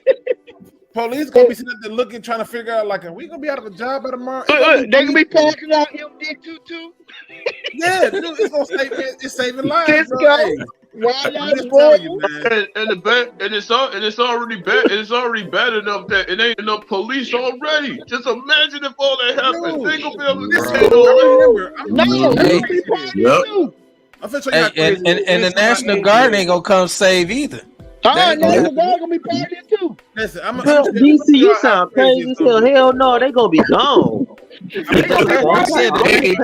ain't even gonna show up. That's what I said. The National Guard, ain't gonna save. The National Guard ain't gonna be around. Shit. What? Hey, Breeze. Watching the game. Yeah, Breeze. They gonna call that motherfucker like we need help. He gonna be telling us, bro, I'm kicked back at home in the safety of my home. I'm not going out there. It's gonna be people putting themselves in jail. Like, man, I don't want to fuck up everybody else's fun. Exactly. Yeah, but just think about it though. When I'll never forget this, bro. I remember when the Pistons beat the Bulls. It's only 2 times in my whole life that I ever hear gunshots that sound like we in the middle of Iraq. It's New Year's Eve going into New Year's Day, and when we beat the Bulls. I've never heard so much shooting in my life. The celebration was ridiculous.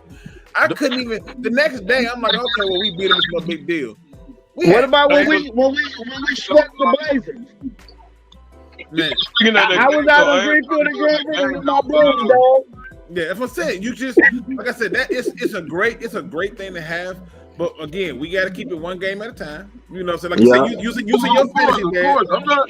I told you, look, this is fantasy, bro. I was fantasizing. I was in the Marvel What If. You was using them puppets. Yeah, using the puppets. Listen, I saw like that was the first time in my head when he said, I thought about it and I was like, bro, it's gonna be so weird. Where it's just gonna be like people gonna be everybody. You know how in Detroit people just they look at you, they give you a little nod, they gonna actually speak and hug you like, brother, you look good today. God bless you, hug. It's gonna be different, you know. What about that one guy from Dave? I think the day the Lions win, two games, I think all nursing jobs gonna be hiring, police jobs gonna be hiring because there's gonna be so many people gonna be so nervous about the Super Bowl. All types of help with you, Miami. You gonna have a whole bunch of nurses for that. This gonna be hell. They might be going crazy in the birds, bro. They might be going nuts in the birds doing that same stuff. Yeah. Number one, it's gonna be too cold outside. I'm gonna be down there on the parade route. It's gonna be too cold. Hold up.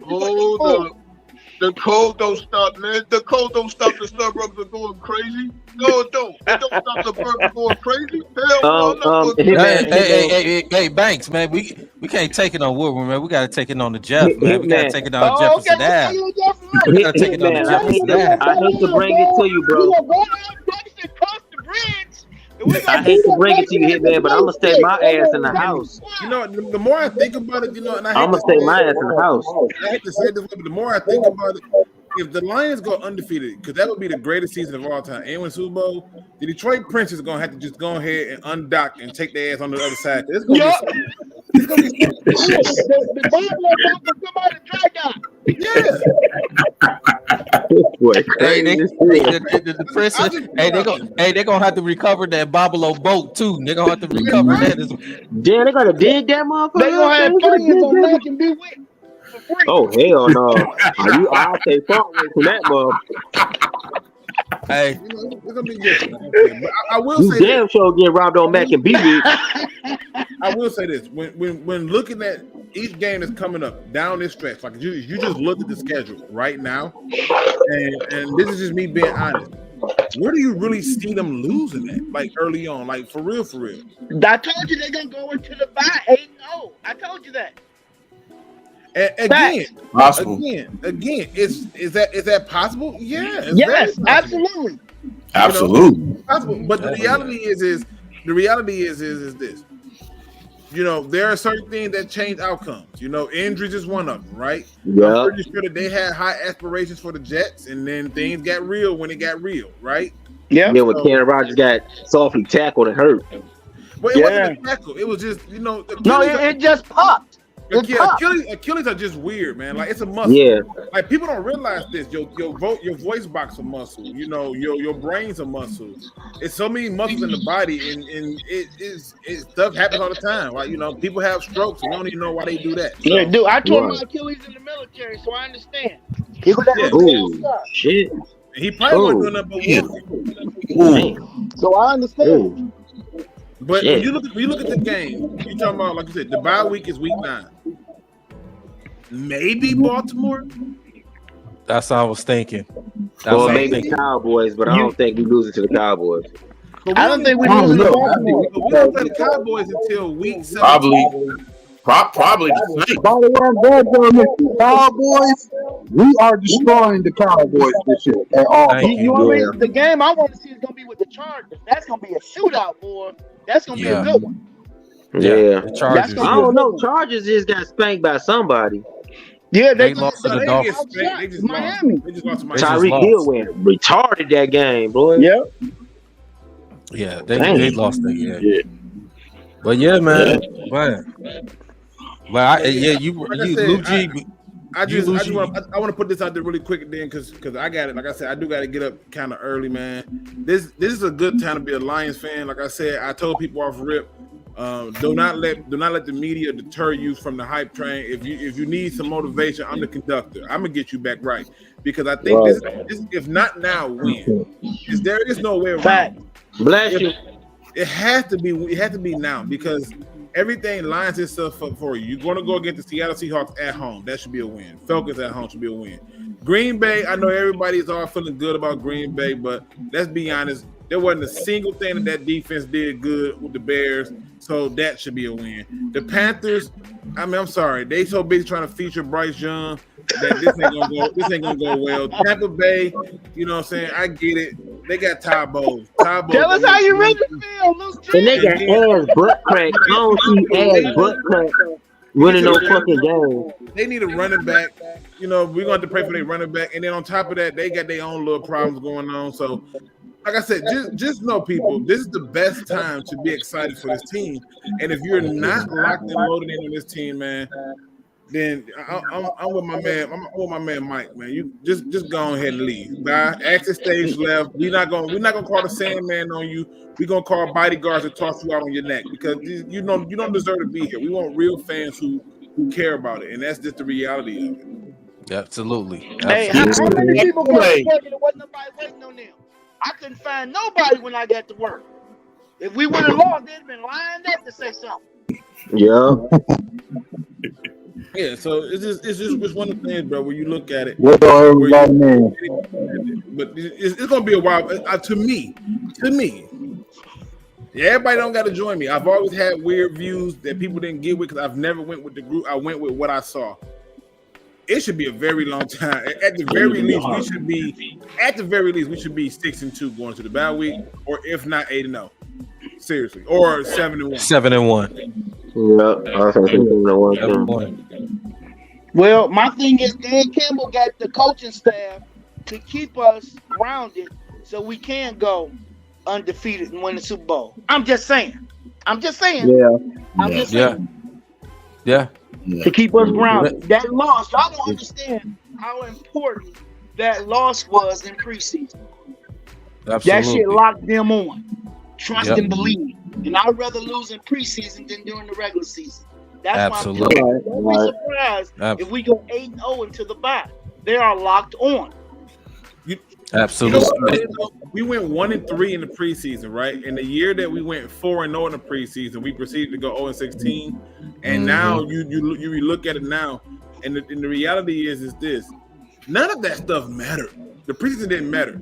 What mattered was when the game came down to it, did you keep your discipline? Did you keep your poise? Did you stay where you were supposed to stay at mentally and emotionally to get it? They could have got down on themselves. You know what I'm saying? But they didn't. That's what happened to the Giants. That's one thing happened the other day. Got down on themselves and there was nothing they can do. So they got in quicksand. They Man, they nerves. look like dog shit. I ain't gonna lie. You can't never get like that. And They gave that bastard Jones $160 million to give fucking New York a donut against the Cowgirls. Hell no. and the scary part is this. This happens too often to the Dallas Cowboys, and they be going home by week 1 of the playoff game, so it don't matter. So Hey, Luke, that New York game, God tried to help him out. God tried to help him out. God tried not to make it storm. When he see how bad it gets, he was like, fuck this, man. Got the Cowboys in the playoffs again. We will be. He was like, I hell can't this, wait. man. I can't wait. But like I said, you right about this, Luke G, and I want you to go with this, all right? So, you Luke, I know you said enjoy the journey. Because come February, I want you to look back on this, how we enjoyed the journey. That's what it's all about. Because this is our year. You can philosophize, say the stars lined up, the NFL gave Sheila the winky eye, whatever the hell you want to say. Reason being is because the doggone draft was where? In Kansas City. Why? Kansas City won the Super Bowl. The draft is where this year? Detroit. Detroit gonna win the Super Bowl. And why I come up with them trends? Well, Tampa Bay was the first team to win at home, right? Super Bowl at home. The very next year, the Rams won at home, right? The NFL is a pattern. That's my pattern. That's what I'm sticking with. That's my pattern. Me and Jack Daniels agreed to it. But damn, where did Jack come from? When did he come into conversation? Oh, he always here with I didn't know Jack was in the building. Shout out to my man Jack. Always in the building, bro. Shout out to Jack and his favorite friend, Crown Royal. Okay, I got you. Listen, gentlemen, it's always been a pleasure. Like I said, I just gotta get up way too early. So. Well, Luke G, I've always wanted to talk with you, man, because I be watching your show, man. Much respect. I can't wait. I to appreciate meet you. I'm gonna get you on there, man. I'm gonna get you on there so you come in and we can talk that talk, man. I just, work has been a beast for me, brother. Yeah, the work been a beast. Hey, Luke, I want to get in that too, bro. I want to get in that too, Luke. Hey, come on, let's get us all up in there. Hey, it's open. Yeah, I let and then you streaming on both channels at the same time. Hell, we get Dose up in there too. We just streaming shit all over the place. Let's go. That's dope. I'm starting to wonder if that Mike talking or if that Jack. It's one of them two, but I'm gonna find out soon. I'm gonna find out. Jack in the building, but he ain't messing around. Okay, I just wanted to make sure Jack is still there. All right. I want to make sure which one I was talking to. Sometimes different people show up to the party. Hey, but yeah, listen. How at D313? Hey, I just want to tell everybody, man, this has been a blast, man. I really did enjoy myself. I think everybody who's still in the chat, man, don't go nowhere, right? It's still a lot of fun to be had here. Still a few more topics they gonna hit on. And again, man, I don't like to end no show unless I end it on a positive note. This one is a very simple one. What you say it is what it's gonna be. I'm gonna say that again. Facts. What you say it is what it's gonna be. Alliance win. Some of y'all psych yourselves out of things that y'all didn't need to psych yourselves out of. Y'all just found the reason to psych yourself out of. Some of y'all have already told yourself that you couldn't do it, then told the other person who said you couldn't do it, they're a hater, but you hated on yourself in the beginning. You see, the more energy you put into yourself and being negative, the more negative results you get. Sometimes it's a matter of mindset, and if you don't believe in yourself, no one will. Just remember one thing and one thing only, ladies and gentlemen. What you say is what it's going to be. So if I was you, I'm going to say what I needed to be and what I should have and be deserving of. That being said, man, ladies and gentlemen, I got to get up out of here, get up mad early, and as always, don't be no chump. Please do your absolutely, man. We appreciate you, brother. Boot up, man. Take care. Boot up, bro. Woo! Listen, man. Luke G, man. We gonna link up definitely soon, brother. Yeah, definitely, man, definitely. So yeah, man, we're definitely all of us on this panel and in the chat, man, definitely excited for this Lions. Boot up, you know what I'm saying? Definitely excited about it. Can't wait for Sunday. Yes, me too. we all of us can't wait. So I'm gonna just go ahead and switch topics, man. Got to talk about this Michigan State Mel Tucker allegations, man. Oh shit. Yeah. Yeah, this been I see y'all face, bro. I'm scared to even ask. I see yeah. y'all face right now, and I see. Well, goodbye, everybody. This is the show. Good Oh night. no, wait, no, breathe, dog. Good Sit night. your ass I don't tight, want boy. to You touch it. wearing I don't green, want so nobody to pull this up. I gotta ask y'all a question. I'm I sorry gotta ask it a happened. question. God bless. And I just gotta ask a question. Is it true? I plead the It fifth. was The fifth. I played the fifth. I gotta get more information about it though. Because I I just can't. can't believe this man was playing with his digging lane and talking to a rape survivor victim. hold on. Well, he did admit it. He did God, admit it. He did admit it. okay, Yeah. and Derek, I want to say this to you, Daryl, not Derek. I'm sorry, Daryl, and Breed, because y'all Michigan State fans. I want to say this to y'all. How the hell Mel Tucker, as a black man, get a $95 million bag and fumbles? The same way Charles Rogers did it with the Lions, and he came from Michigan State. I said it. I'm Charles Rogers. I said it. Yeah. I said it. That commercial is classic. I'm sorry. Yeah. So as everybody been knowing what's been going on since past Sunday when the USA Today linked out the news that happened. Mel Tucker, as you know, he's suspended without pay. Following allegations with Brenda Tracy, which she's a national sexual violence prevention advocate. They had a mutual relationship, which they had a phone conversation lasted for at least about 36 minutes. And it was just supposedly that she felt uncomfortable in so many words, and she put out allegation, saying made the report back in December of last year, and pretty much that Michigan State did they so-called due diligence of the report, and it just it's so many words. In my opinion, it was kept under the rug until USA Today finally linked it out. So in this situation, I mean, we got the hearing coming up October 5th and the 6th. This is a situation that I believe that Mel Tucker should not got himself into. You're a head football coach. You're supposed to be a leader of men. You cannot do those type of stuff like that. I'm sorry. Well, he could have paid for an escort, bro, if he was just really that desperate. And she probably wouldn't have said shit. And not only that, Dante, he's a married man. I know he hasn't been around. Oh shit! I was gonna ask you that. He's a married man. Oh hell! Even though he has been, from the reports, that he's been estranged from his wife, and and they're supposed to be getting a divorce. Well, they gonna get one now. So, and Mel Tucker, like I said this the other day, and I was having conversations with Breed and Nomis and other guys, at Dynasty Sports Network.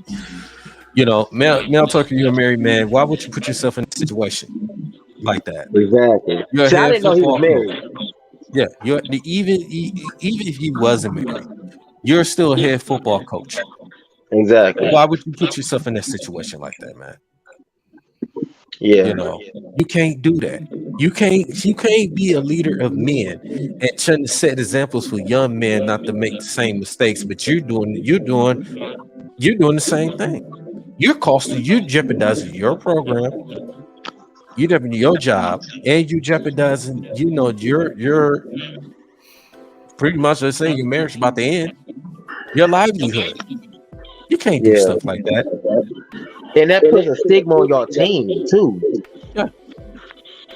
So y'all gonna have this stench on y'all.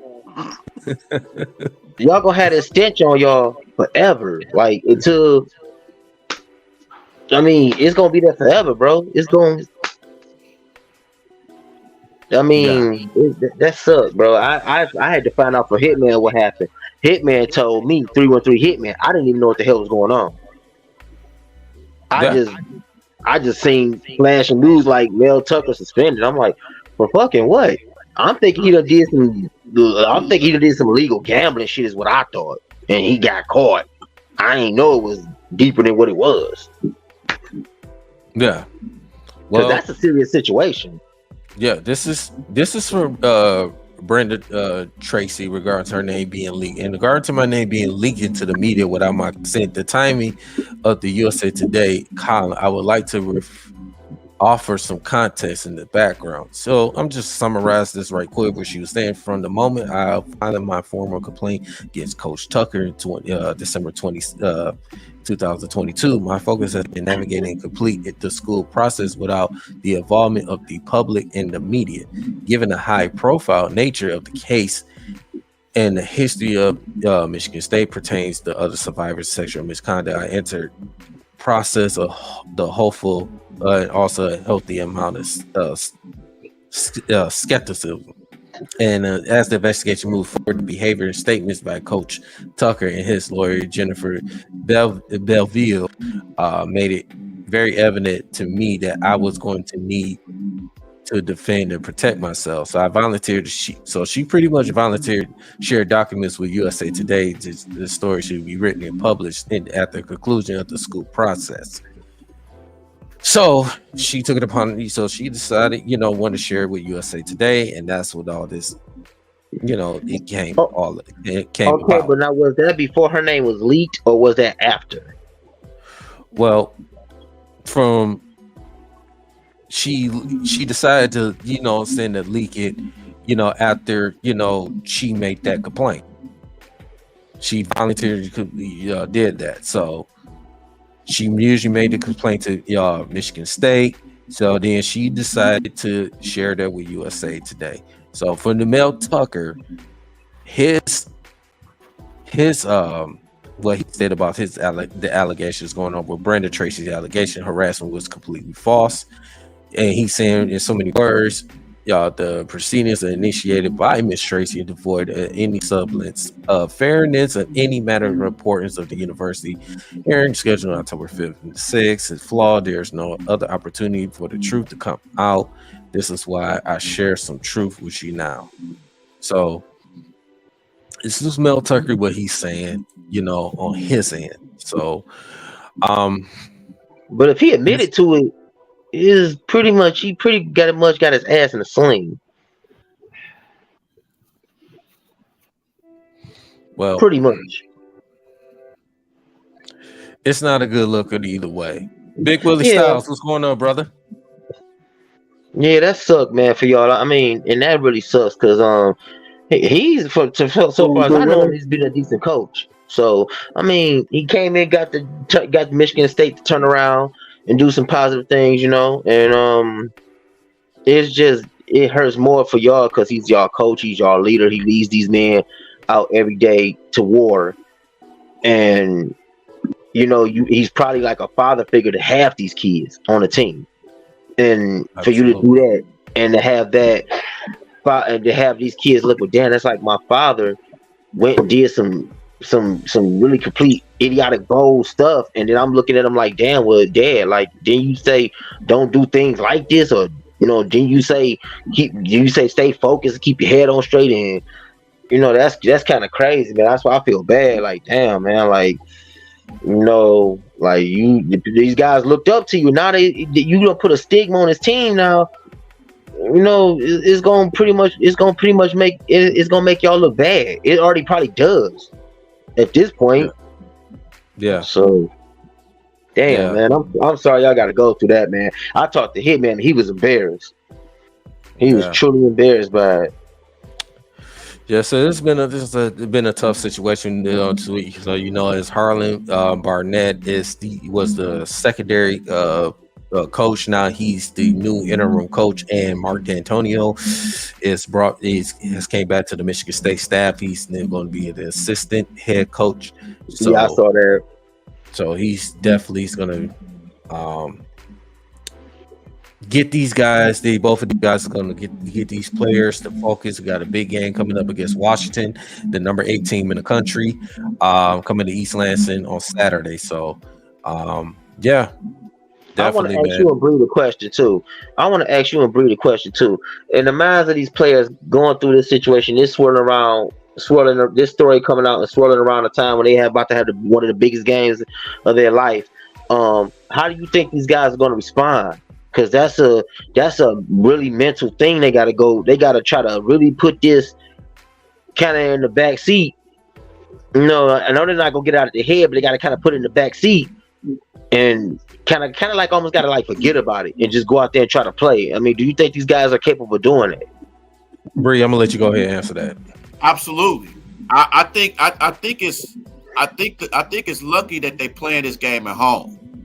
Yeah, because it would have been on the road. Oh, it would have been. Oh my goodness, crowd would have just crazy on them.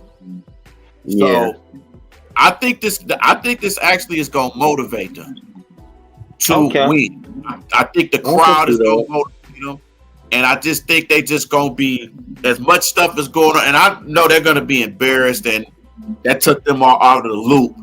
But I think this new coach. I think they're going to win this for them.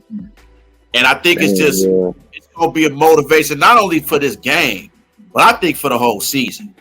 I think they're going to be geared up. I think I think this is something that this team really needs. They back us against the wall. And one thing about what we know, what Michigan State is known for is winning games when nobody think we're going to win them. We've done it for years, especially with basketball. But football, we've done that too. But yeah, I think they can. I just think that what Mel Tucker did, man, it's just embarrassing. This is the third tragedy that this university has been through in the last couple years. Yeah. With the Nassar thing, and then a little shooting incident, and now this. This is bad for the university, and he should be embarrassed. Yeah, he'd be highly embarrassed. And man. Yeah, and this is the thing too. And then say this too. This is the thing that. Yeah, on the playoff. Yeah, those the good old days when we went to the playoff. But we know the results. What happened when the Alabama. But the thing is though, the thing is that you're a head football coach, and now you get these guys that some of them are already committed, that maybe wants to commit to Michigan State. Now it's like. You going to these parents' homes and all this stuff, and talk to these kids' parents. Talk, hey, your son could be part of this team. I could get him to this, the third, to be, get him to be a better person. But now it's like when they hear Michigan State now, especially with this allegations that's going on. You get guys that kind of want to just like, you know what? I'm gonna step away. I don't want to commit to Michigan State, and that's gonna be the situation because it was already. I think it was already kind of hard for y'all getting recruits back then, and now that y'all got this guy, it was easy. The recruits was coming, And now that he did this, they're gonna look well, he did this. Do I really want to mix myself, like you said, DC? They like, I don't really want to mix myself. I don't want to be no parts of that. I don't want to mix myself in there.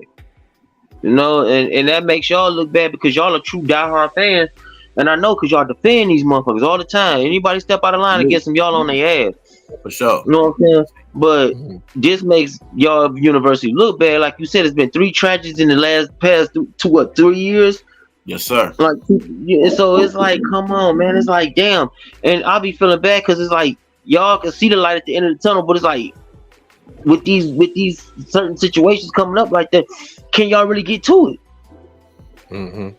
Like, I mean, and it's bad enough, man, because y'all had some greats that came out of that class, bro. Like, that out of that school, out of that alumni, bro. Y'all had so many. You know what I'm saying? Some of them are still playing in the NFL today.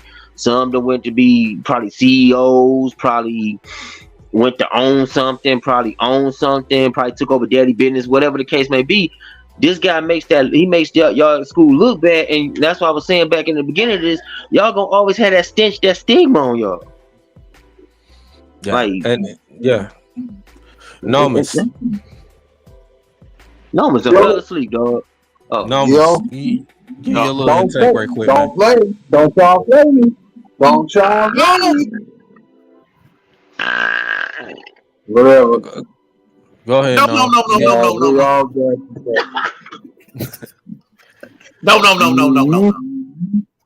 What's going on, a-holes? Go ahead, no. Get your take, man. Oh shit.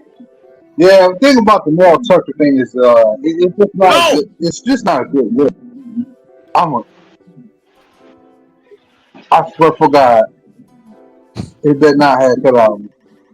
I'm gonna get y'all. We can hear you, no. We can hear you, bro. Go ahead. I'm gonna get y'all. No, you good. Go ahead. Like I said, it's just embarrassing, man, because like everything that's been going on, you know what I'm saying? And listen, you hear all the time growing up, you shouldn't really date nobody at the job, you shouldn't really do this and that and third. But we know sometimes it happens. But the manner of the way it happens, not so much that you was messing with another woman, it's not even the fact that you was married doing it. It's the situation when you work for a franchise. In this type of world we live in, where certain things are the way they are in the systematic world we live in, you as a black man know that you are taking a daggone risk dating somebody within that organization. It ain't right that we always get caught like that, but you know, when you think about the main Delta scenario, you know what I'm saying, it's like it's this narrative that only the person, the man involved, is supposed to be punished. It's just how it is. So Mel Tucker is a situation, man. This one could have been avoided if you just knew better. Like, I understand you want to date a woman. You couldn't find a woman outside of what you do for your business that you could have did this with. You know what I'm saying? If you went out there and found a woman and cheated on your wife that way, yeah, it'll be a scandal about it, but it wouldn't be something like, oh, we got to suspend them when you did this on the staff. And the situation was with a woman that is, you know, probably that had some tragic happen to her back in the day. So you know the stigma of what that too. That's another thing why the schools go feel the way they are, because they look like that she was a victim at one point in her life. So you come doing this, even if you say that she was in on too or something like that, that still is going to look bad on their school, because they like, hey, your coach that you guys paid $90 million to, who's supposed to be more responsible than responsible other young man's life right there under his care. He's messing with a woman that was a victim, and this and that third, and praying on her, knowing he was a married man and everything else. That's exactly what you said, and that's why I say it's just a bad look. No, am I saying Mel Tucker is the worst person ever exists? No. You know what I'm saying? Like I said, I have my personal suspicions about the story. But just for Mel Tucker, it's just not a good look. Especially, they barely 5 months out of the whole thing with the shooting, like y'all just knew. And now we have this going on. So it's like, that's a lot for a school that to deal with, and that can make them look really bad and make people not want to come here. You know, it's already bad enough. You send your kids to school, you know, hoping that no shootings happen and they step out the door. Now you go in there, you know, you go play football, you know, your parents work your life, spending your money to help make sure their kids get a scholarship and everything they can to get in there and so they can live their dream playing sports, whether it be football or basketball. Then the coach just there, do something, and then it could end up hurting the team and hurting that young man's chances. And you know, now they gotta regroup and find somewhere else to go and try to stick in something out, hope they can have a fancy career or education. So you have to think about the decisions that you make, not just only for yourself, but you gotta think about how it affects everybody else. This don't just affect him and the woman that he's dealing with. This affects his family, this affects the school for the money, the teachers around them, not to mention the students and, you know, whoever else, because the teachers get affected too, because think about it, he's the coach there. So at some point, now people are going to talk, stuff could, be behind closed doors, things could be said. You never know, somebody could come out and say and turn on them and say, "Hey, this was also done, and he did this to me." Like, God forbid that happened. So you know what I'm saying? Right. It's like it's just a bad. Now, fellas, here. As much as I know it's not fair that we feel like we should be able to converse as adults and talk to each other, wherever sexually, whatever the case may be. You have to understand it's just the person of the world we live in today, and we just like like me and my job. I ain't got no $90 million. I went in there. I want to talk to that, but I don't because I know my job. They heavy as hell. They talk to you nice in your face and then be going at you right you up. So I get screwed up. I probably deserve it because the way I'm pressing girl and knowing what I knew information prior to doing it. You know how this country is as a black man. We've been there for 50 years. So you know that. Yeah, we can hear Big Willie Styles. Okay. And that's just what I'm saying. We got to make better decisions. What's going on, Big Willie? I got to make sure y'all was hearing me, man. No, that's it. I'm good, man. I'm good. I was jumping back and forth. I had to come in for a minute. Big Willie Styles in the building. Of course, I gotta make sure I let my name be known. This time I was trying to make sure that I was able to get somewhere where I could be able to jump in on this because this thing with Mel Tucker, it's getting juicy, fellas. It's getting juicy. Here we go. Oh shit! From what I've been seeing, from what I've been reading, from understanding, me and Big A, we've been going back and forth on this since it came out, and ultimately, Michigan State is working is the reason this thing is going the way it is, and they're trying to get rid of your boy, in my opinion. Now, of course, he has something to do with it. Yeah. We got into that during the show Sunday. But reading from what he sent through his lawyer and reading from what the young lady sent through her attorney, and from what I've been hearing, they're ready. It looks like Michigan State is trying to find a way to get rid of Mel Tucker and not have to pay him all that money. Yeah, it goes back to what like I said, me and Big A, we was talking about it. It's like I feel like it's speculation. Like they jumped the gun with paying him that money, and they're not getting the outcome that they feel that he should have. For one, he went 5-7 last year. You lose your starting quarterback and your star receiver, in which the star receiver is shining at another university. The situation that happened back in April 22, in which the young lady did report it until December of 2022, and it did their own private investigation, so they knew something.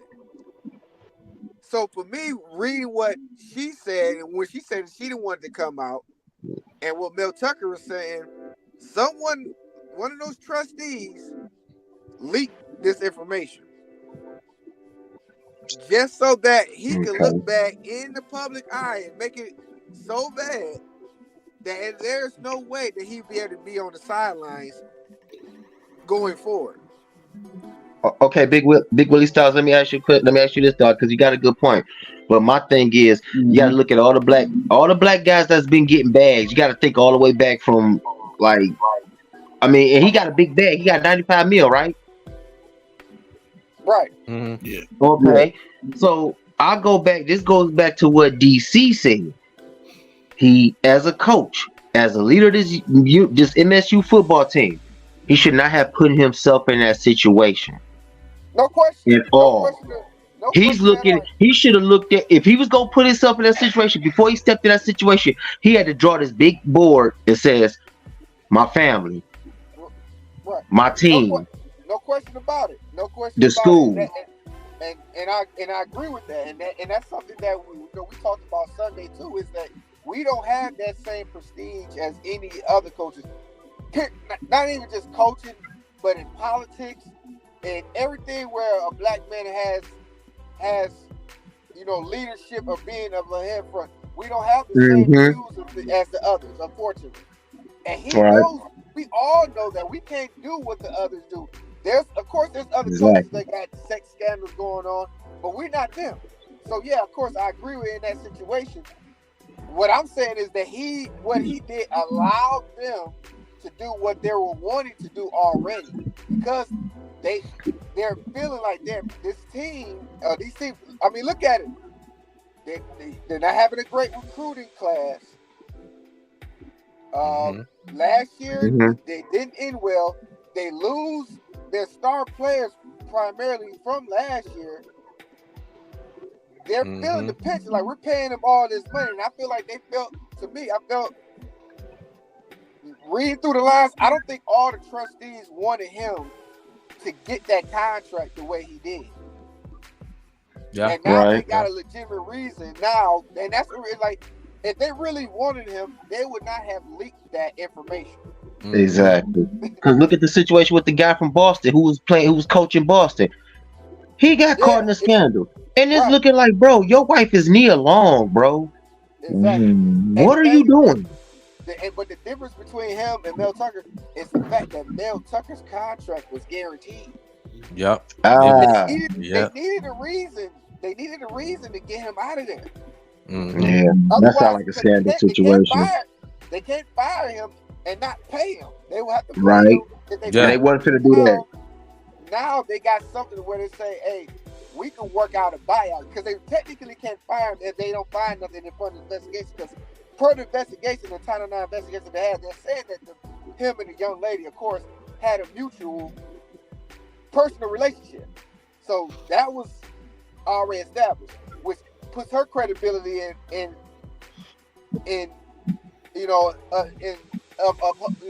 front, because she didn't want this to get out, because this was a money deal. Like, I don't want this to be out front. She was trying to go for the money. That's why she didn't want it to come out, which was, smart on her part, to try to play that bit, even though it's scandalous that she's doing this. But like you said, he put himself in this trick bag. Yeah, So because that's crazy. Because this the thing. I'm pretty sure they just had like a personal, like, was it like a what do you call it? Was it like a business like relationship? No. Based off it started that way, but based off of the evidence that they uncovered with the times that they talked with each other, it wasn't during business hours. Each call was over 30 minutes long. So they built a rapport with each other outside of that.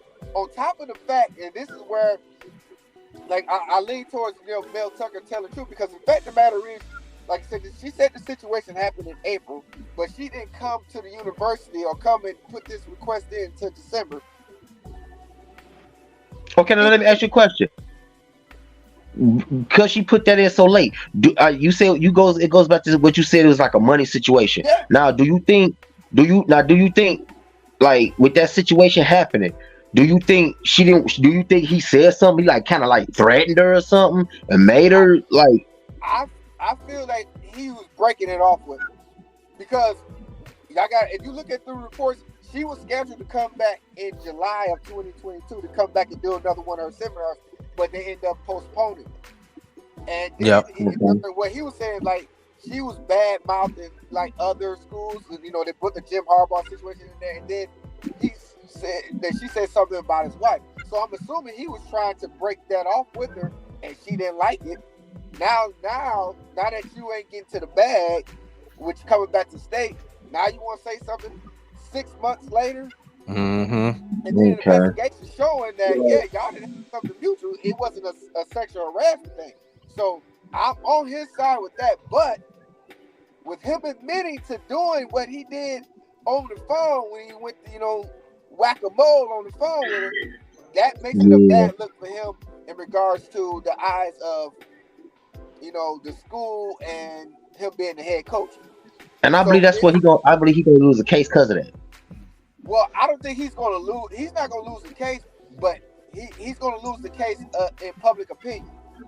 Yeah. Morally, that looks bad. And this is something I was saying during the show. Like, you would do something like this for one. Like you said, you stepped outside on your marriage, and you did something with a lady that's an advocate for sexual harassment.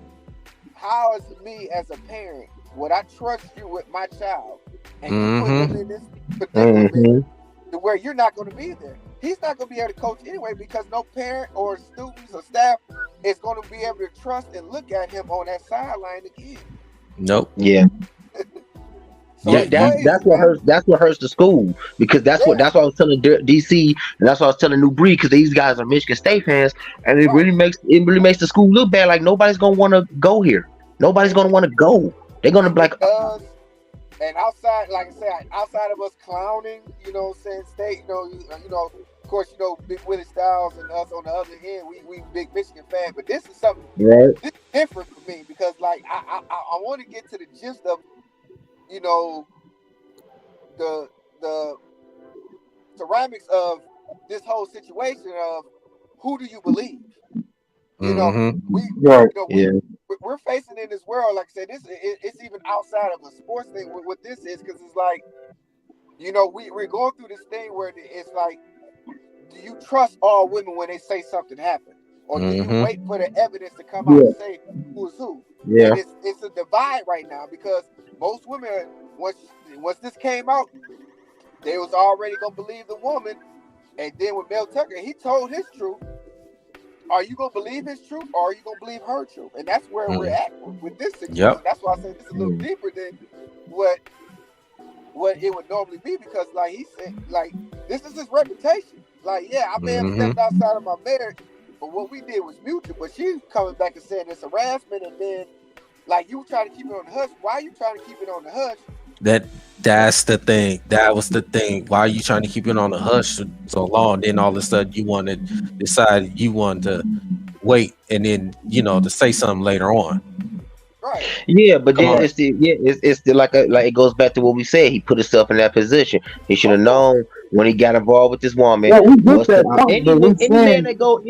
Any man that's in a relationship with a woman and trying to step out, he should automatically know what the hell comes with this shit. It's going if you step out and think you creeping, the shit gonna come back on you. Of course, I agree with you on that. Like this whole thing is on his shoulders. Like you said, when you stepped outside of your scope, for one, of the sanctity of your marriage, of your home, and put yourself in this position, ultimately whatever happens, it could have been prevented. This is something that could have been prevented if he didn't step outside his scope. Now he's trying to say that at that time him and his wife were like estranged. They were going through a tough time, in which that's why I guess he said he leaned on to the other young lady. But that's hearsay. We don't know that for sure. But but still, that's crazy, man. But this thing is gonna get deeper and deeper, because like, to be honest with you, if they let him go, they gonna have to pay him. They're not going to get. The state is not going to get out of this thing as they think they should. They're gonna have to pay him. May not be they're gonna have to. That he's guaranteed, but they're gonna have to pay him, and they're gonna have to pay her, because with the Title IX, is to protect the so-called victim's name. With them leaking that, it goes against what the Title IX is for. She can sue the school because somebody had to let that out. That wasn't her. So she's going to get paid regardless too. And overall, Michigan State is the one that's going to look bad either way in this situation. Right.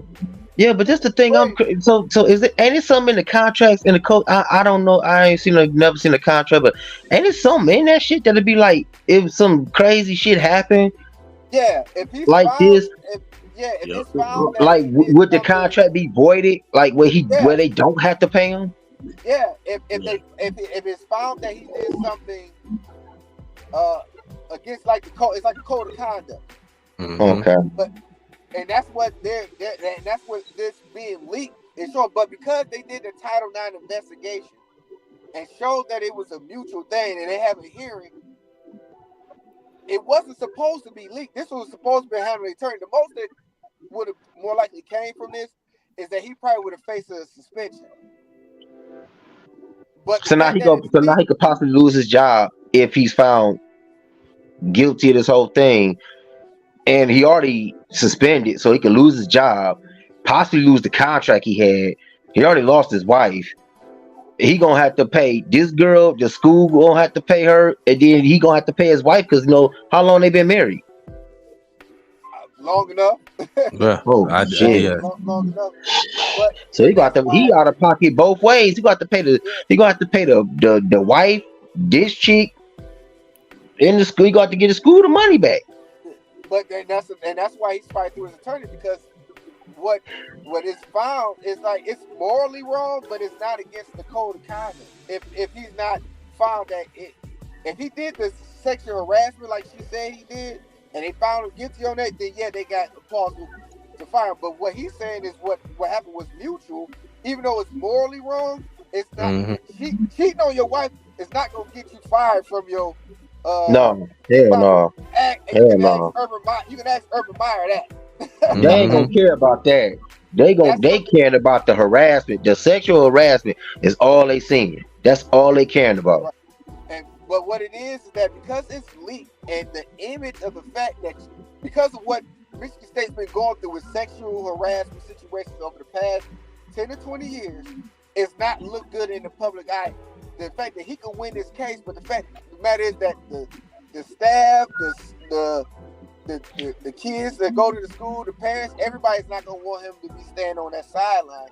So they're kind of forcing him to get into a buyout situation. That's what it's looking like to me, is that they're gonna force him to buy out that contract. They have to pay him something, and he's not gonna get that full guarantee, but it's gonna be a buyout between the two. This is what's gonna end up eventually happening. What I'm thinking. Yeah, he loses everything. But see, this is the thing. This is the thing about these black brothers that get this money, man. Y'all get a big bag, and then y'all find some way to sabotage and fuck it up. Yeah. They find something. They're not making smart decisions, man, and that's what it comes down to. Mel Tucker did not. He didn't make the smart decision on his part. But as that being said, though, you got to look at, like you said, it's pretty much like he said. He said it was mutual. She said it was harassment.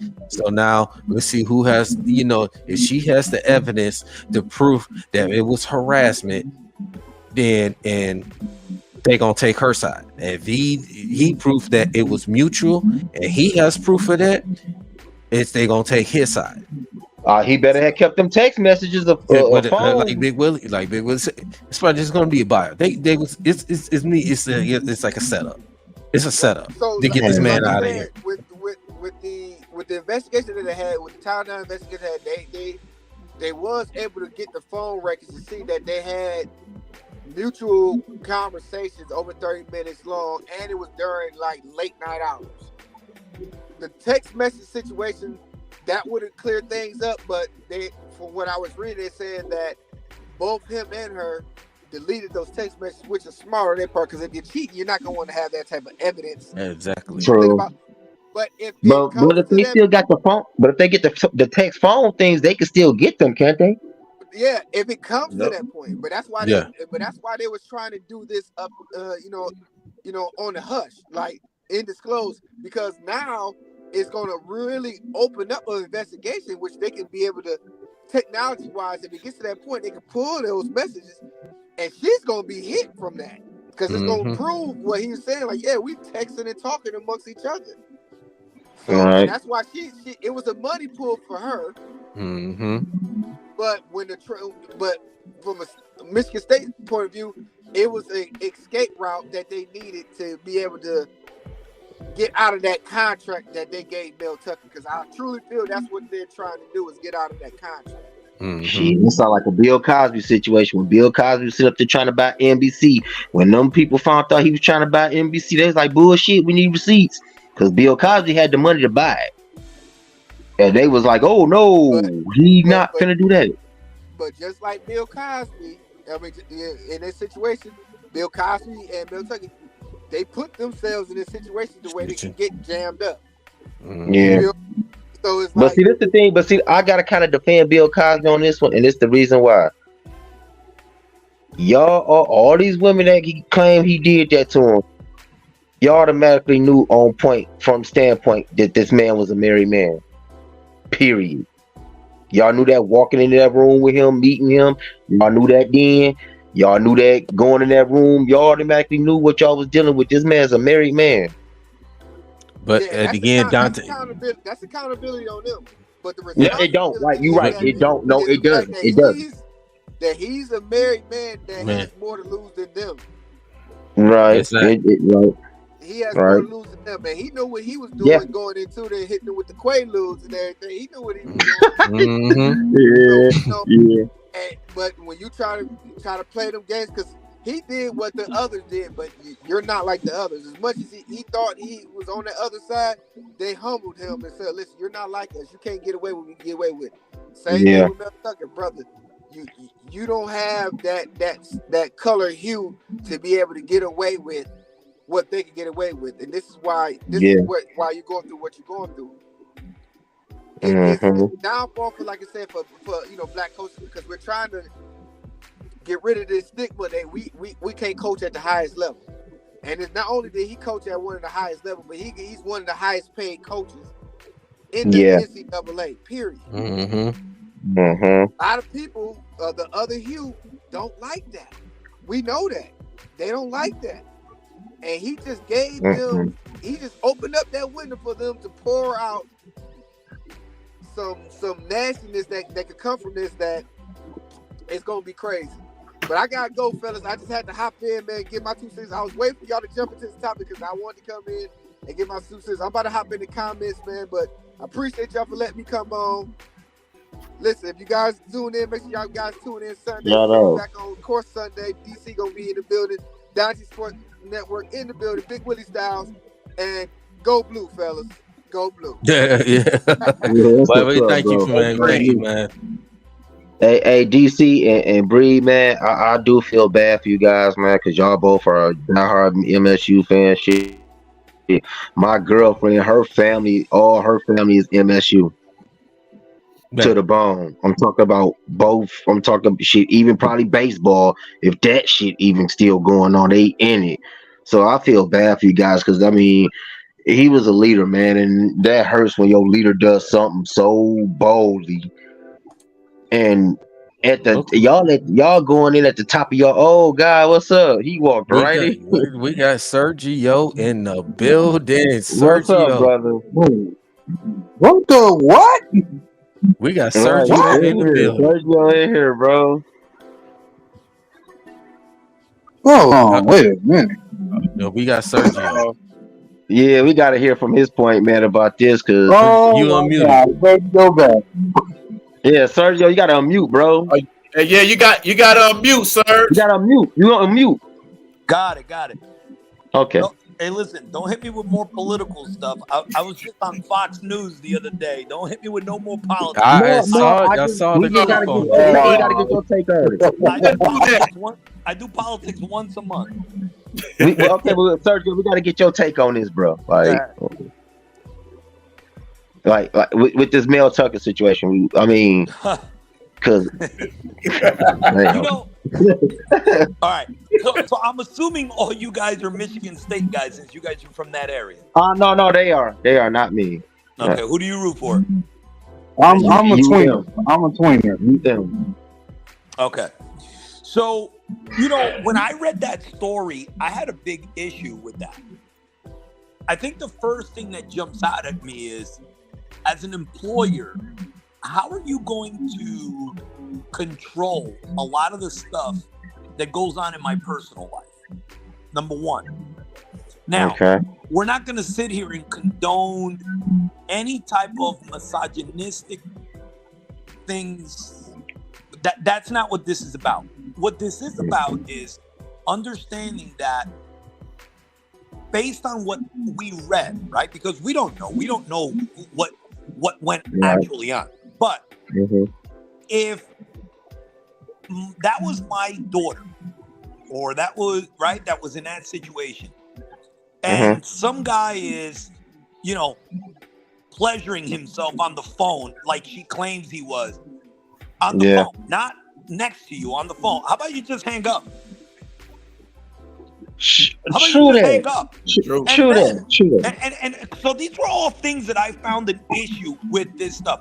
I'll tell you what else really drove me crazy. And again, am I saying she's lying? No, I'm just saying if I'm someone who's trying to look at this objectively, these things would bother me. Mm-hmm. In the report that I read, there was something where they said they had the notebook where her friend, who was also her lawyer, wrote down some notes. When was the last time any one of you guys called each other and you took a notepad to write down notes about something if we're friends? Like, who does that? No. You know what I'm saying? So there was just a lot of stuff with that. I really have a problem with it. But this comes down to the fact that he's not a very good coach. They made a mistake by giving him that contract off that 1 year. And this is the way out of it right now for Michigan State. Right, because back to what DC was saying. DC was saying, look, they couldn't just fire this guy. They couldn't Correct. just fire him after giving him. That'd be much like money. giving him a promotion. That'd be like giving him a promotion and then taking it away by firing him. Like it makes Correct. no sense. They went too quick also, to the contract. They went too quick to the contract. and they couldn't think of nothing else. They couldn't think of nothing else. Out. This was their way out. I'm 1,000% in agreement with that. Yeah, Talking damn. about $70 million. Because I didn't even know. See, Sergio, I didn't even know he was married. Because I was asking around like to make sure. That was my first thing when this came up. What Like, difference does it make if he's married? You know, I always have a Yeah. problem with that stuff. So because he's married, he's doing that, he's lying. That No. doesn't mean anything. That's what I want to send out. I was asking because I want to see where did all this come from. Because I'm like, it just came out of nowhere. Oh, Then, got it. that's what I was saying. Like, Well, you got to be like, that was another thing. So, and my father brought this up because I was talking to him about it. He goes, so after it happened, you notice she said that for the following 2 or 3 weeks, he didn't return her phone calls or text messages. So obviously you weren't that offended about that, whatever happened there, because you were pursuing it the next couple of weeks. Makes sense. Come on. So DC just goes back to what you were saying. It was a money grab. It goes back to what you and Bree said. It was a money grab. That's what I believe. And she had that. I feel like she had that card in her back pocket, and I guess when he didn't return the phone calls, okay, well, I'm gonna play this card now. They canceled some of her stuff, and that's what she went to. Yeah, that's what she's like. My job for your job, then. Now, what if this possibility that could be the, hey, I thought you were gonna leave your wife and do this and that and third, and maybe change his mind. Could have been that too.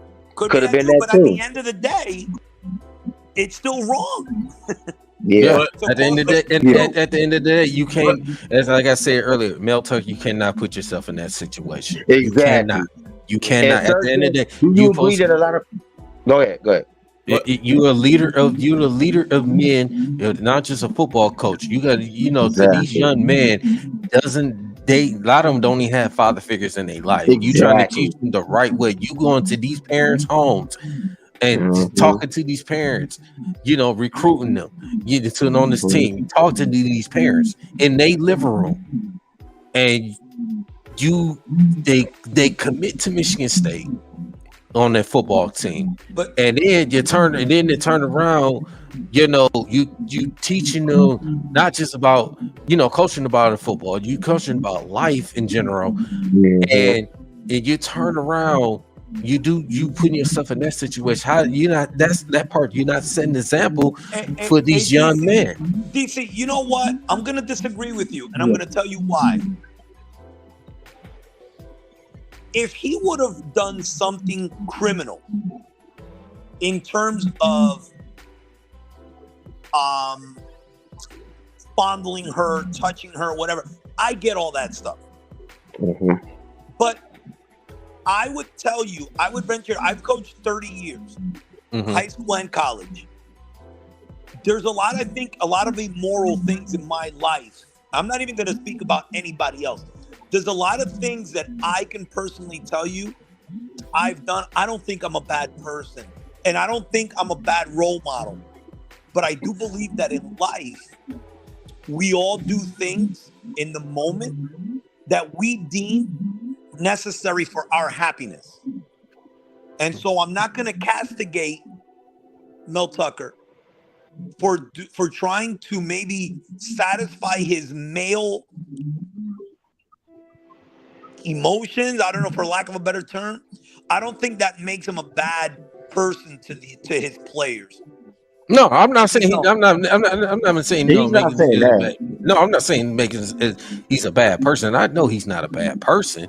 I'm not saying he's a bad person. No, not in all beings. No, but all I'm saying is, in situations like you don't put yourself in that situation. I know everybody makes mistakes in life. Okay, like I'm gonna get Sergio, the one we just talked about, my man from the Boston Celtics, the coach. Yeah. He put himself in the same predicament. That was a little bit worse. Yeah, it was worse because you slept with this woman. Yeah. And he said your wife was going to find out. And she was the wife of someone high up in that organization. Exactly. Nia Long, bro. Nia Long is your wife. But you got to understand too. No matter how much these women look, she could be the most beautiful woman in the world. They can still get beat up. Cheating's not about looks. Cheating's not about. Listen to me. All our women are listening to this right now, but I'm going to tell you that cheating is not about how looks. To me, right? It's always more emotional. Absolutely, it's more emotional with us. You know, I would tell you that, you know, I don't cheat on my wife now. I never have. Because, I don't either. When I get home, she recharges my battery. I look forward to going home. And I don't want to lose that because I've been in a bad marriage before. Okay. See, I haven't did that before now. You know? So I think that's where it comes down. So I just don't want to risk it. But I don't mean that if I did it, not because I love you. And see, that's the thing. Listen. And that's the thing. Every man should think like that. But these guys don't. These guys, listen. These guys getting great positions, and they find some way to sabotage it. They find whatever to sabotage it, knowing that all these black coaches, these people, they don't want you here. Okay, so I see where you guys are going with this. So you're saying that there is more of a responsibility to our race as blacks and Hispanics than there would be, let's say, to what's his name? The guy who's the offensive coordinator now at Texas A&M, who's the coach at Louisville. What's his name? I can't think of the name. I know who you're talking about. I can't think of the Patello? name. Huh? Was it Rick? No. No. You talking about football? No, he's a football coach. He's the offensive coordinator actually at Texas A&M now. He was the head coach at Louisville. Bobby Petrino. Bobby Petrino, yeah. So, okay. Remember, he had the affair with the intern. He got fired for that at Arkansas. So my point is. Yep, and see what you just said. That's your point. So if Mel Tucker gets fired from this, he's not. I guarantee you, he's not going to get another job. Not like that. Not at all. Yeah, he's not going from Michigan State next year. Let's say to Miami or Texas or something. No, that's not going to happen. So you're saying that as Hispanics, let's say Mel Tucker, whatever, whoever it is, or blacks, we have more of a responsibility because we're carrying a torch that we're still fighting to break through. Exactly. And they don't want to see that happen. They don't want to see that happen because they see that happen. You know what happens when that happens? You start seeing a lot of more black Hispanic coaches popping up. And then they say, "Oh, wait. This is too much right now." There's a couple of guys who did a very good job that will never coach again, and it's because of that. And the stories aren't really fully out there, but Mark Jackson will never ever coach again. Every time I hear his name brought up by media guys, I'm like, guys, he's not coaching again. And listen, we don't have to go too far. Tony Pena was the manager of the year. He's Dominican, right? Manager of the year with Kansas City. Fired a year later because he slept with from what I was told, he was having an issue with so he had a relationship with a player's wife or someone, you know, and again, never managed again. Now, he did end up being an assistant coach on the Yankees, but he's a guy that with his resume, the guy was manager of the year of the Kansas City Royals, not the Dodgers, the Kansas City Royals. See the Royals. With his resume, with that job, he should be managing still in the big leagues. Yeah. And he's not. He's out of baseball. See, and that's the thing. That's the thing. That's why it goes back to me saying we get these positions. They put us in these positions, but as they putting us in these positions, they saying he's gonna fuck up. We're gonna find something on him. We're gonna find something. We're gonna find something. Cause remember when Fat Patricia got here, they brought up some shit about his college situation, something like that. They brought something up, but you see how quick that got swept under the rug, and nobody ever talked about it again. It got swept right under the rug, and you never heard that again. I'm gonna say this. Before I gotta get out of here because I gotta go to work in the morning. Does go to work? I gotta say this. I get an example. I gotta say this, man. Mike Tomlin. I'm gonna say this about Mike Tomlin. Mike Tomlin been coaching the Pittsburgh Steelers for what, maybe 16, 17, almost 17 seasons now. Yeah, going into this one. Yeah, you can say people can say what you want about Mike Tomlin. Yeah, I know the Pittsburgh Steelers. They don't, believe in firing head coaches. They don't. That the Rooney Rules. They don't believe in that. Just one organization. They don't do that. 3 coaches. Right. 3 coaches. Norris, Bill Cowher. And now Mike Tomlin. But similar to Mike Tomlin, he a guy. He's not a perfect guy. Ain't nobody perfect. But a guy as an African American coach, that a leader of men, that he knows that he knows that he's not going to put himself in this in situations that's going to jeopardize his job, his livelihood, and all that, his family.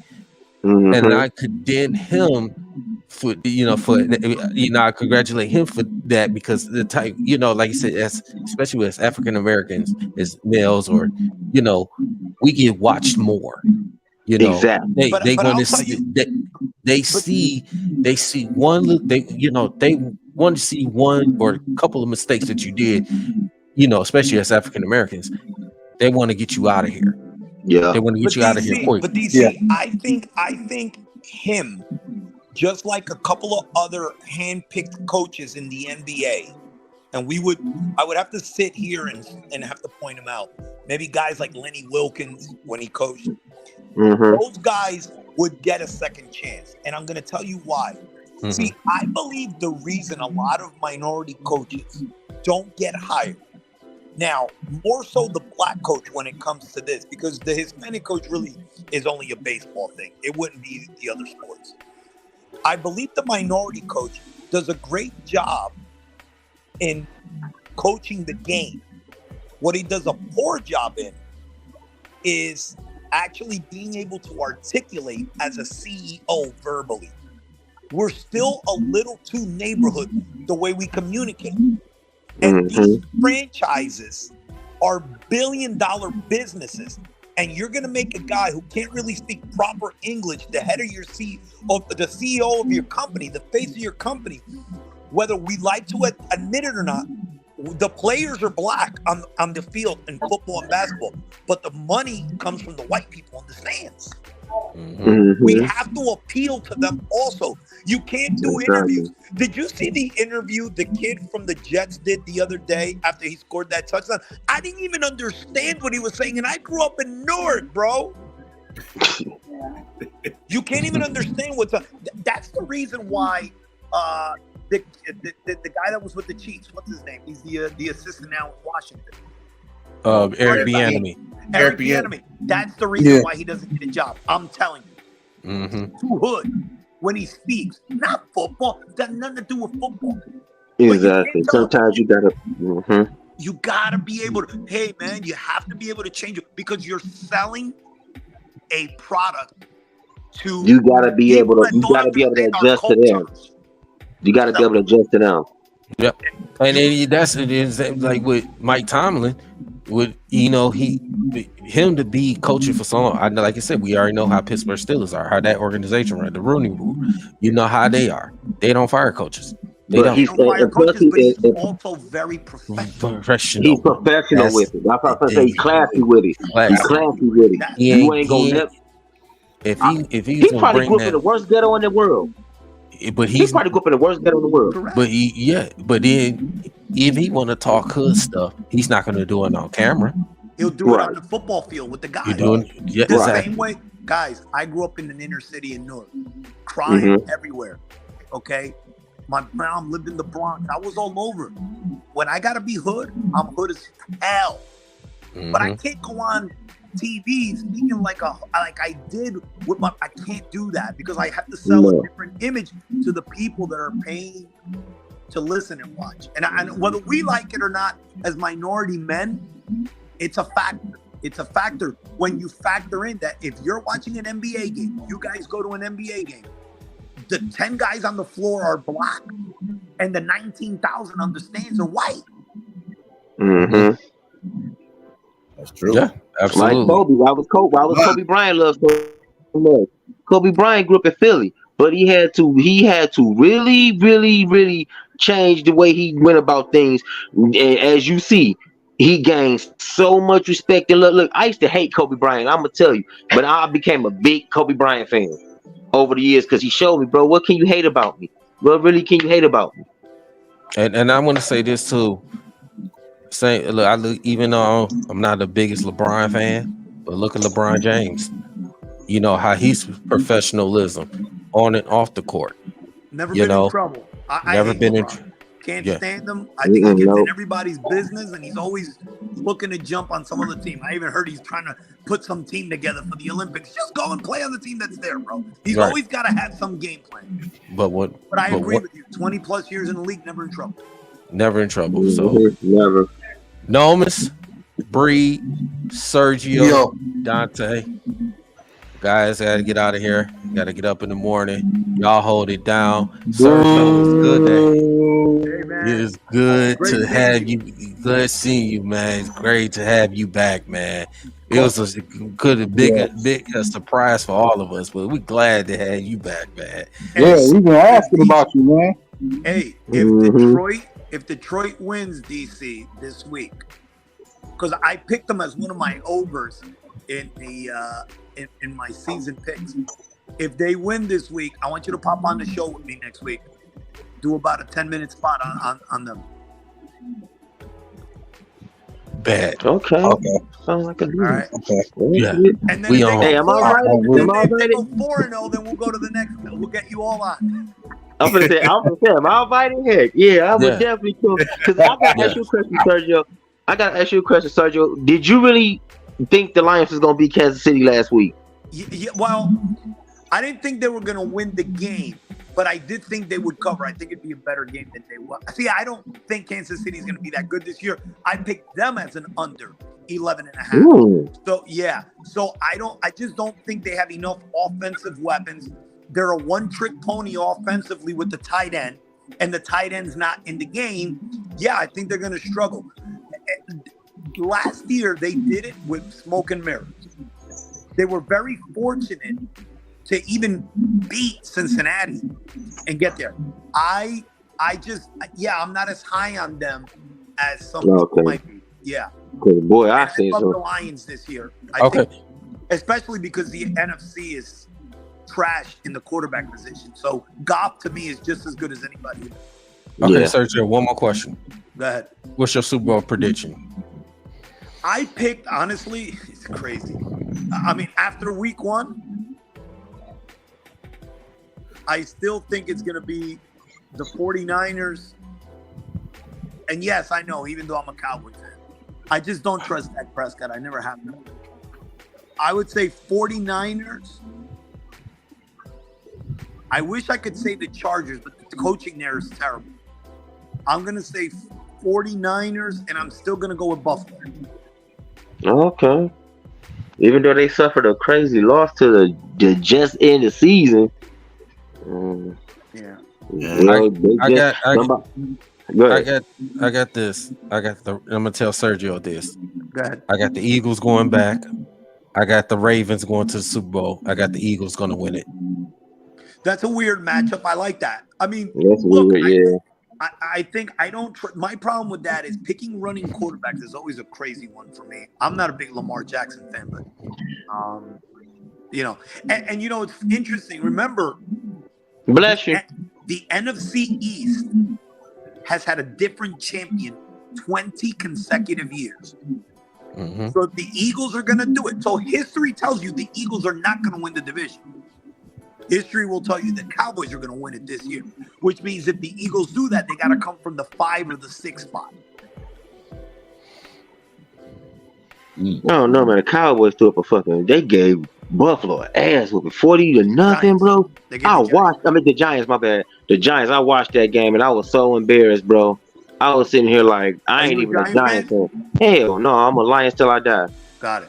Well, you know what the interesting thing was about that game is it wasn't so much that Dallas won. We knew they were going to win. They were a better team. They physically assaulted the Giants. Man, they physically beat. They jumped them, bro. Yeah. That was a jump, bro. They got jumped, bro. And look, God was trying to help him, Sergio. Hey, DC, I know you said you had to go to work, but don't worry about that. Listen to me. Hey, I have your tight end, new kid, Laporta, in my fantasy team. Tell me about this kid. He's getting a lot of ink. What's going on with him? What do you guys see? He's pretty good. I'll let you go and take it. Okay. So pretty much, man, he's about to slowly but surely become Jared Goff's new safety blanket. To take pressure on Amon-Ra. If you looked at the Chiefs game, they spread Amon-Ra a lot out in deeper routes because that's what he wanted to improve on. And right there to pick up the pieces was Sam Laporta. Every time he got him open to like a little, basically a little route rotation, he caught him every time. Caught every pass. So basically, that's going to be like, I'll give you an example who I said that Sam Laporta is going to kind of be like. He might be a better version of Ezekiel from the Miami Dolphins. Okay. Well, he's a little. He can't be a worse blocker. Oh no, he's a good blocker. He's a good blocker. No, he's a good blocker. He's good. He was putting in work on blocking times. How's the running back, the young kid? Gibbs? Oh, he's dangerous. Oh, he's gonna be a problem. He's gonna be a severe problem. He's dangerous. He was putting on his head. He was putting shoulders. So you guys are happy with where they're at. Are you guys finally happy with Goff? I know when I was on your show last year. Hey, Serge. One person you need to ask that to. Yeah. You need to ask that to know. That guy in the middle right there. Yes, sir. And me, because if he could just scramble, that's my only issue. No. See, Nomis, last week, Nomis had to give me my props because I told him about Jared Goff. He had to give me my props. Well, first of all, whoa, slow your roll, because he helped make Marvin Jones look kind of bad the other day. He was well overthrowing him. On top of that, you threw a safety blanket pass versus somebody who was completely wide open further downfield, and he was still holding on the ball a little too damn long, in my opinion, on some of those passes. He played well. I'll say this to you about Goff. He went into the Rams young. He took him to the Super Bowl, correct? Yeah. Okay. Yes, sir. He's been here a year.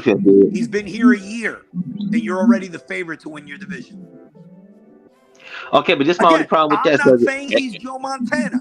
Okay, so this is my only problem with that. Listen. And he don't go in a league where, in a conference, where every quarterback is to be average. From Dak Prescott to Hurts. I don't want to hear this Hurts is good stuff because he had one good year.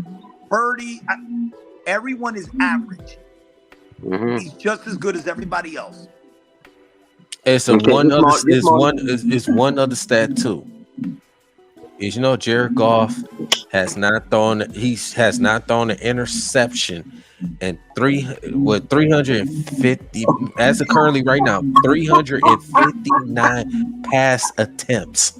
Yep. 359 pass attempts. That's because that nigga take a That's sack every time. That's why the that. fuck. No. That's second only behind Tom Brady and Peyton Manning. Okay, now let me ask you this, Sergio. Let me ask you this question. Okay. You watched that Kansas City Lions game, right? Of course, because I have I was watching Laporte and I have Right. Goff in my fantasy team. So. Okay, so now watch this. Remember that play, that second bat down he threw, right? When my man batted that bitch down. Didn't you see all that green right there he could have ran? And it was one lonely ass lion over there that could have blocked him where nobody could have hit him. He could have ran that little 10 yards, grabbed that first down. This bastard throws it instead, bro. He's not a That's what playmaker. made me mad. He's not a playmaker with his legs. We get that. And listen, Shit, just take off once in a while. Will make me happy. I know. Just I know. take off. Like, look, everybody can shit on Stafford. Everybody can say what the fuck they want about Stafford. When Stafford know that he was in trouble, Stafford ass took off. He not finna stand there and get whacked. Hey, wait. Yeah, but he Did doing DC interceptions too now. Yeah, he did. really Okay, get yeah, he did. Yeah, I can't argue. Yeah, that. but That's the Stafford didn't have no run game either, though. But shit, when he took off, he took the fuck off. Shit. Hey, wait a minute, Dante. Did DC really just Yeah, piece us out? yeah, he pieced us Yeah, out. he went What against did the he do? orders. He went against the orders. Wait a He minute. went to bed. He just What looked time at. is it? Isn't it 10:20 where you guys are at? Oh no, it's 11:20. No. Oh, you guys are Eastern time? Okay. Yep. Oh, Yes, yeah. sir. Oh, yeah. Yeah. Well, so where you live at? Jersey. Oh, okay. Oh, damn. Y'all are time. Y'all ahead of us, ain't y'all? It's 11, same thing. I think you guys are right on that cusp before it goes to Central, right? Yeah. Yep. Yep. No. Yep. Yes, Yeah, I sir. don't have to be up early, so we could do this till 3 in the morning.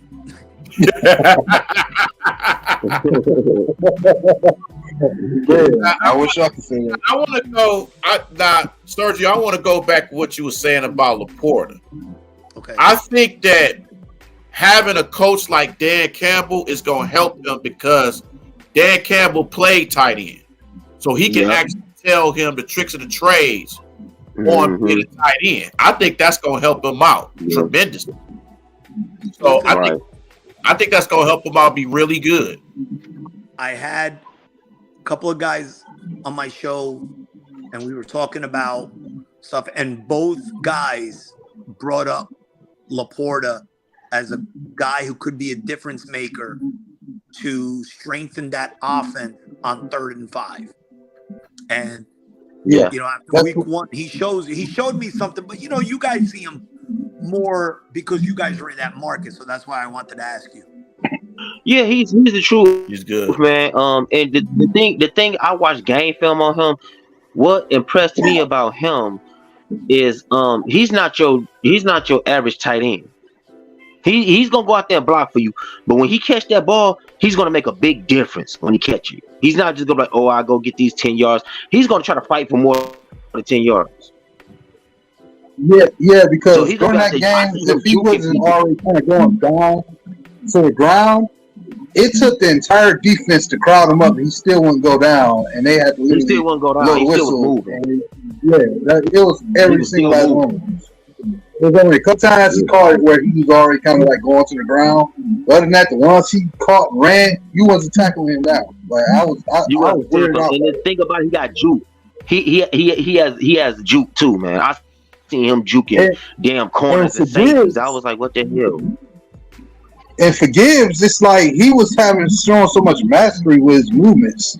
Like, he was like Barry out you there coming almost. to the outside, you get flung out there to the outside. You think, okay, they hit him, they're gonna game tackle him and try to take him out. No, he's leaning his shoulder around, spinning, stopping himself, facing, and then cutting off. And then he had one play where he could have had a touchdown, but he slipped and fell on that turf. So that was the only like didn't have. Let me ask And he only had 2 catches on that. Let me ask you guys something. Were you guys? Are you guys surprised that a guy like Swift, who was still young in his Lions career and had shown a lot of flashes. Now, to be fair, had missed a bunch of games with injuries. But Swift didn't show me anything last year off the injuries to tell me that he didn't have it. I really thought Swift was a really good back. Were you guys shocked that they just moved on from him? I wasn't. And here's why. I wasn't because he was injury prone, and Lions normally, when they look at you when you hurt like that, and you come back and you get hurt again, they looking at you kind of like, okay, dude, what can you do for us? Really? Why should we keep you? Give me a reason why we should keep you. Because we gonna keep you, and then we're gonna put you out there, and we're gonna gamble. We're gonna roll the dice on you. You're gonna get hurt, and then what? Now we down a back. So and then I already knew he was trying to leave. What's up, Retro? I think he left before we got Gibbs. Yeah. I think with me, I was more surprised. I was more surprised that they drafted a running back more than they gave up Swift. I was more surprised at that because when they drafted Gibbs, I was like, okay, well, definitely Swift is gone. So that kind of confirmed right there that okay, he's leaving. But I was more, especially in today's football, where realistically, you could draft a running back in the 4th round, and it's plug and play at that position. Yeah, and running backs don't last that long in this league. You're lucky to get 4 or 5 years, if that. When you see a running back be in the league 10 years, that's an accomplishment right there. Jerome Bettis did it. Yep. Different kind of football. Oh, what's going on? Retro Recap. How you doing, buddy? Oh, what up, Retro Recap? And then you notice too, over the years with Steeler running backs, a lot of those guys don't survive in the league. I think ever since Jerome Bettis, you have guys like Le'Veon Bell. He didn't. You know what I'm saying? James Conner left, and now he's You know what the weird thing is? So it's funny how when guys ran the ball more, they lasted in the league longer.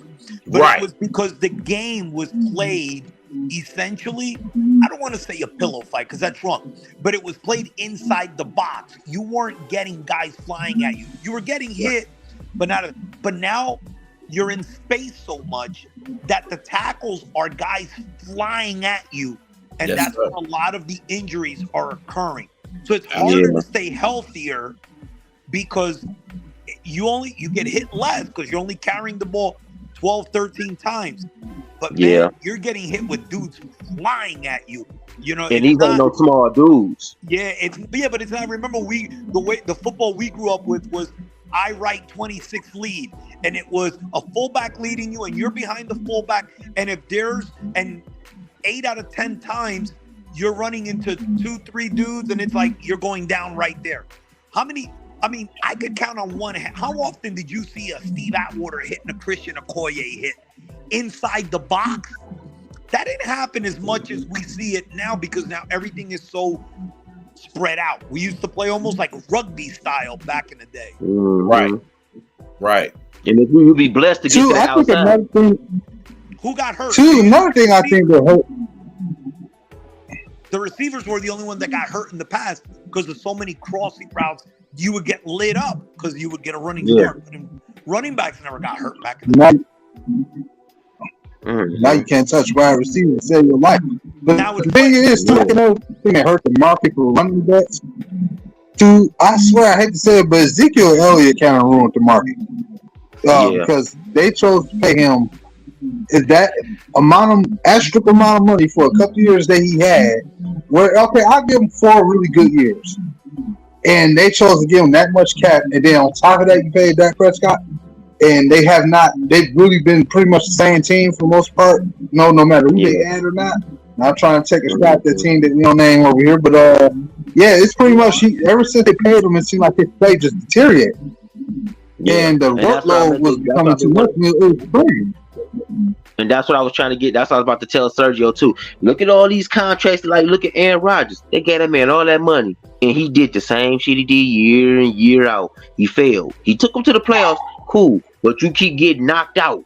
Then they messed around and gave who else they gave money to like that, and they just Cousins, like that. Cousins, Prescott, you can't even make the playoffs. Cousins has made Exactly. 35. I mean, he's getting banned after banned, and it's still coming up short. Yeah. Still coming up short. And think about it. If you and this is the thing that always gets me about the Dak Prescotts and the Kirk Cousins of the world. It can't get any easier, bro. There's no other quarter. Every top quarterback's in the AFC. If you can't at least listen, I'm not talking about winning the Super Bowl. A lot of that is luck too. You need health. A lot of shit's got to go right. But holy fuck. Yeah. You're in the NFC. There is no top dog in a league where the quarterbacks have always won since the league was invented. 99 out of 100 times, the best quarterbacks win. You, Prescott, Kirk Cousins are in the NFC now, and they can't get their teams there. That's an indication, an indictment, I should say, of who they are as players. That doesn't mean they're bad players, but there's something missing. Right. But look at this, Sergio, too. Look at it ain't just NFL, bro. It's the NBA too. These guys get these fat ass contracts, and then they play below the contract rate. They play below what they got. They just can't. Breathe.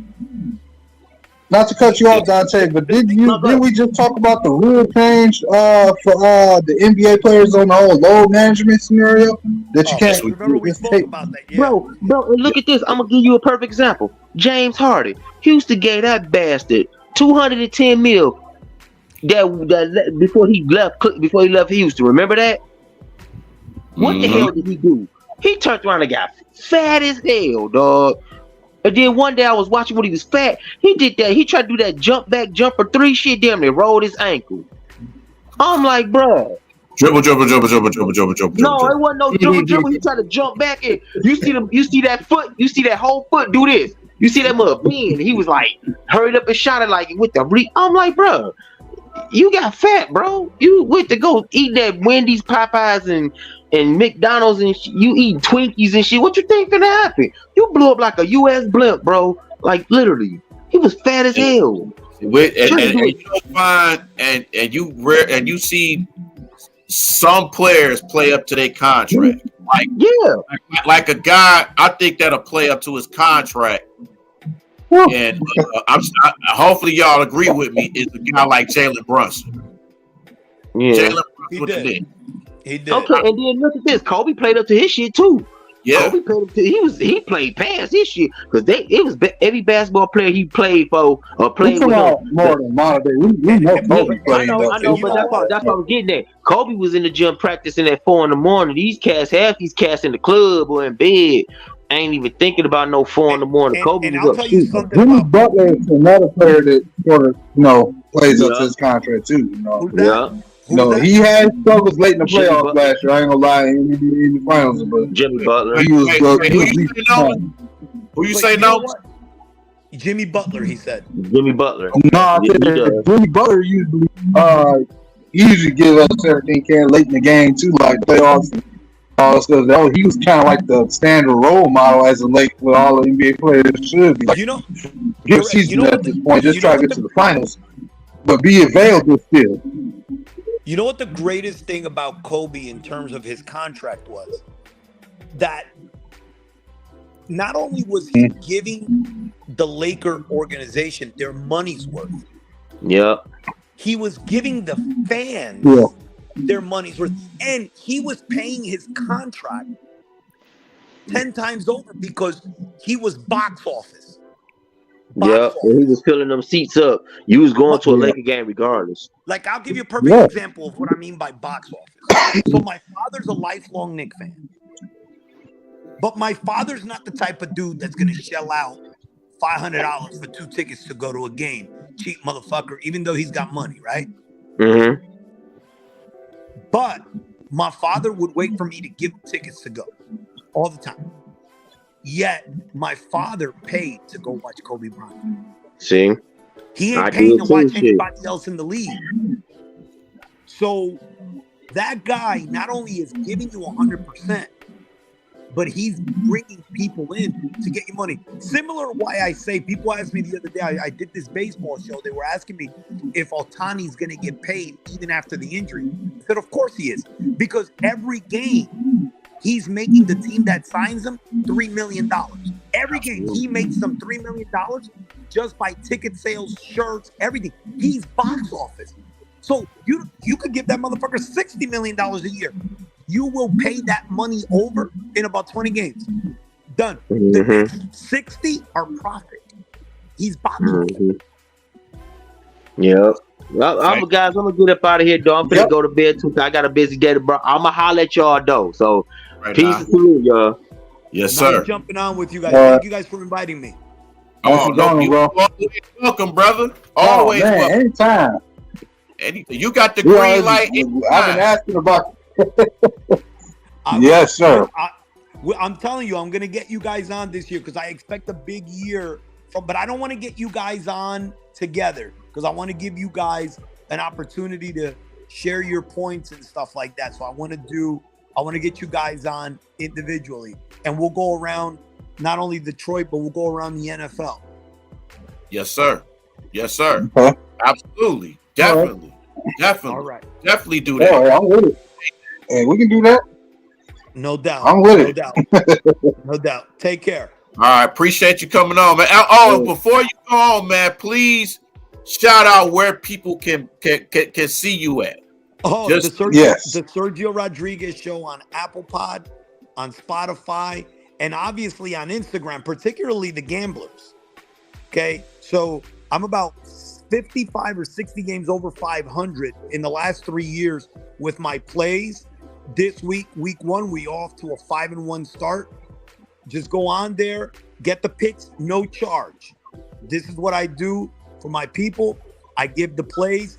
Go out there and make your money and have fun on Sundays with the gambling. I normally post them on my Instagram Thursday morning. If there's a Thursday game like this week, I'm going to give the over in the Eagles game on Thursday night.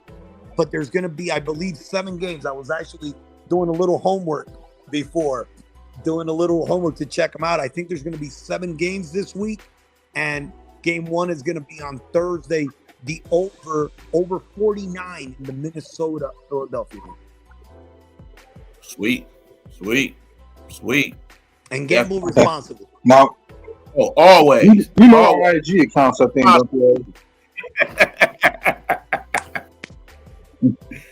Most definitely. Yes, sir. Most definitely. You guys are the best. I love the fact. You know what? I love the fact that you guys were talking about that social issue. That was very good about Mel Tucker. Because it needed to be said. And again, I know that my opinion would probably ruffle some feathers because I'm not victim shaming. See, I don't look at it that way. What I'm saying is a lot of things just don't make sense to me. You know, like I said, a lot of those things that were in that article, the way that she's explaining things, the way they went down, just don't make any sense to me. But, you know, it is what it is. Hey, and you allowed to speak your mind. And that's the one thing about us here. We allow people to speak their mind. So never be afraid to not speak your mind. Always speak your mind. We tell that to everybody that comes on. We respect everybody's opinion and what I'm not a Michigan State fan. I've never met Mel Tucker. Like I said, when I read it, there were a lot of inaccuracies to me that I'm thinking to myself, okay, if I were a judge in this situation, I'm dismissing that case. It just wouldn't make any sense to me. But, you know. Yeah. Perception is 9/10 of the law. Yes, sir. Yes, sir. All day, every day. All day, every day. Much respect. Much respect. Yes, sir. Take care, guys. All right, sir. Take care. Be good. Yes, Thank sir. you, man. Thank you, man. Woo! Oh, man. What a show. What a show. What a show. What a show. Hold on, Steve. Yes, sir. Gotcha. Yes, sir. You all right? Well, So yeah, Foster, what's going on with you, man? Thanks for coming on.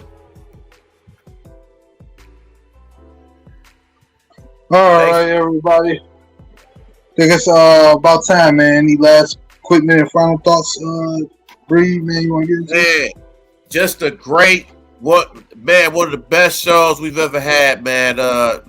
Thank you for everybody that came through, man. And thank you for everybody that came in too, man. From Serge, Luke G, Dante, Hitman, just Mr. Banks. Banks, definitely Mr. Banks. Just everybody that came on, man. Just thank y'all for the support and coming on. And man, hey, this is why we love what we do, man. You just never know who gonna stop by, and we appreciate everybody. A special shout out to my man Foster Covers, man. Even though he's a Bears fan, but you know we all we both hate the Packers, Yeah. and the Vikings. So big ups to him and just everybody that joined in, man. Thank y'all so much. And I'm a no look pass it back to Nomis. I'm a no look catch it, but look, everybody, I want to say, I want to thank everybody, man, for joining us, man. The chat been explosive today. A lot of y'all been in there, man. I want to say shout out to everybody that joined us on the panel. Our main special guest today was LukeGsFR, man. Thank him again for coming on. He will be on future shows. Banks, and of course, Dante, Hitman, you know what I'm saying? All the guys, man. Big Willie as well. DSN and ourselves, you know. And everybody that was in chat, man, you know, from Retro, from, you know, Michael, Mike, to you, Foster, Covers, and Owen 16 as always. You know, just a great show, man, today. You know, there's more content coming from this channel, man. We trying to do what we can with the time we working with. So just make sure y'all hit us up on Facebook as well, all titled D313XP. And make sure y'all definitely, if you have, man, if you enjoyed the stream, you enjoyed any recent content that came out, man, make sure not only do you hit the subscribe button, make sure you like, comment, and share, and hit that notification bell, man. We can't thank y'all enough and make that more clear enough as well, man, because we trying to get into the rhythm, of course, and you know we want to push this out there so y'all can see us coming. So at the end of the day, man, thank y'all. Oh, you know what? Shout out to Retro Recap as well. I already did it, but he also has his new podcast on Mondays at noon. I believe it's the RR Cast, I believe he calls it, where he talks about his. If you're a fan of sports in general and you want to hear, you know, about other teams or some of your favorite players, you know, he's a Ravens fan, so a lot of people Lamar Jackson fans and et cetera, et cetera. He's an Orioles fan too, so if you into baseball, check him out. He comes on at noon every Monday with his RR Cast. He may eventually have other topics on there as well, so make sure y'all stay tuned. I watched episode 1 of it just this past Monday. It was pretty dope, so make sure y'all follow my guy over there, man. And yes, sir. Support. And I want to say this too, and I was speaking on Foster Covers. Please subscribe to his channel, man. It's Bears Country Podcast. If I'm not mistaken, if I'm wrong, Foster, just type it into the chat.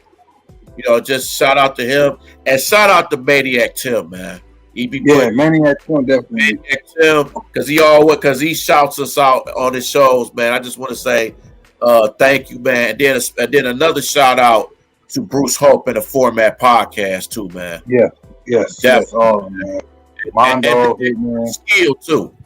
Shout out to Curtis Steele too. Yeah, Curtis Steele, that was another one that was already nice. So yeah, thank him as well. So shout out to everybody, man.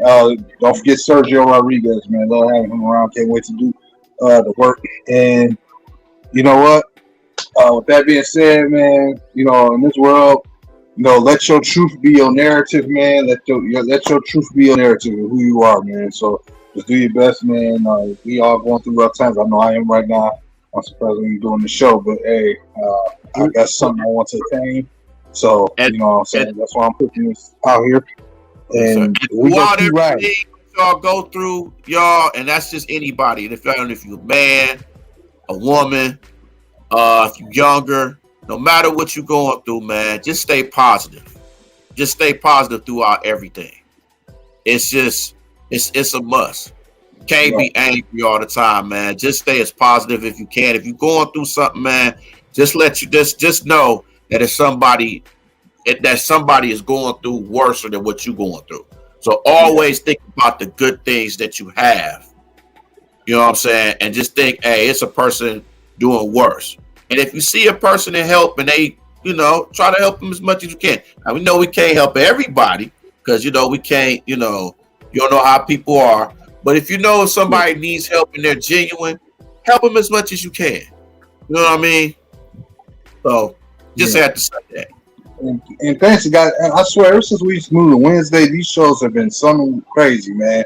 You getting Daryl last week with every G, man. They 5 minutes to beat each other, they bought throw goals. So all the way up to me getting destroyed on camera by my own partners, but that's all right.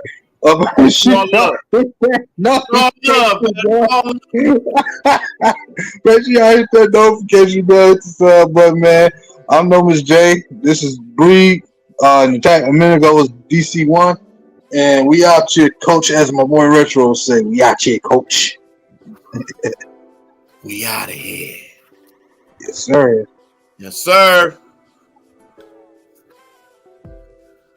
Hold on. Brought to you by StreamYard and known as Jay.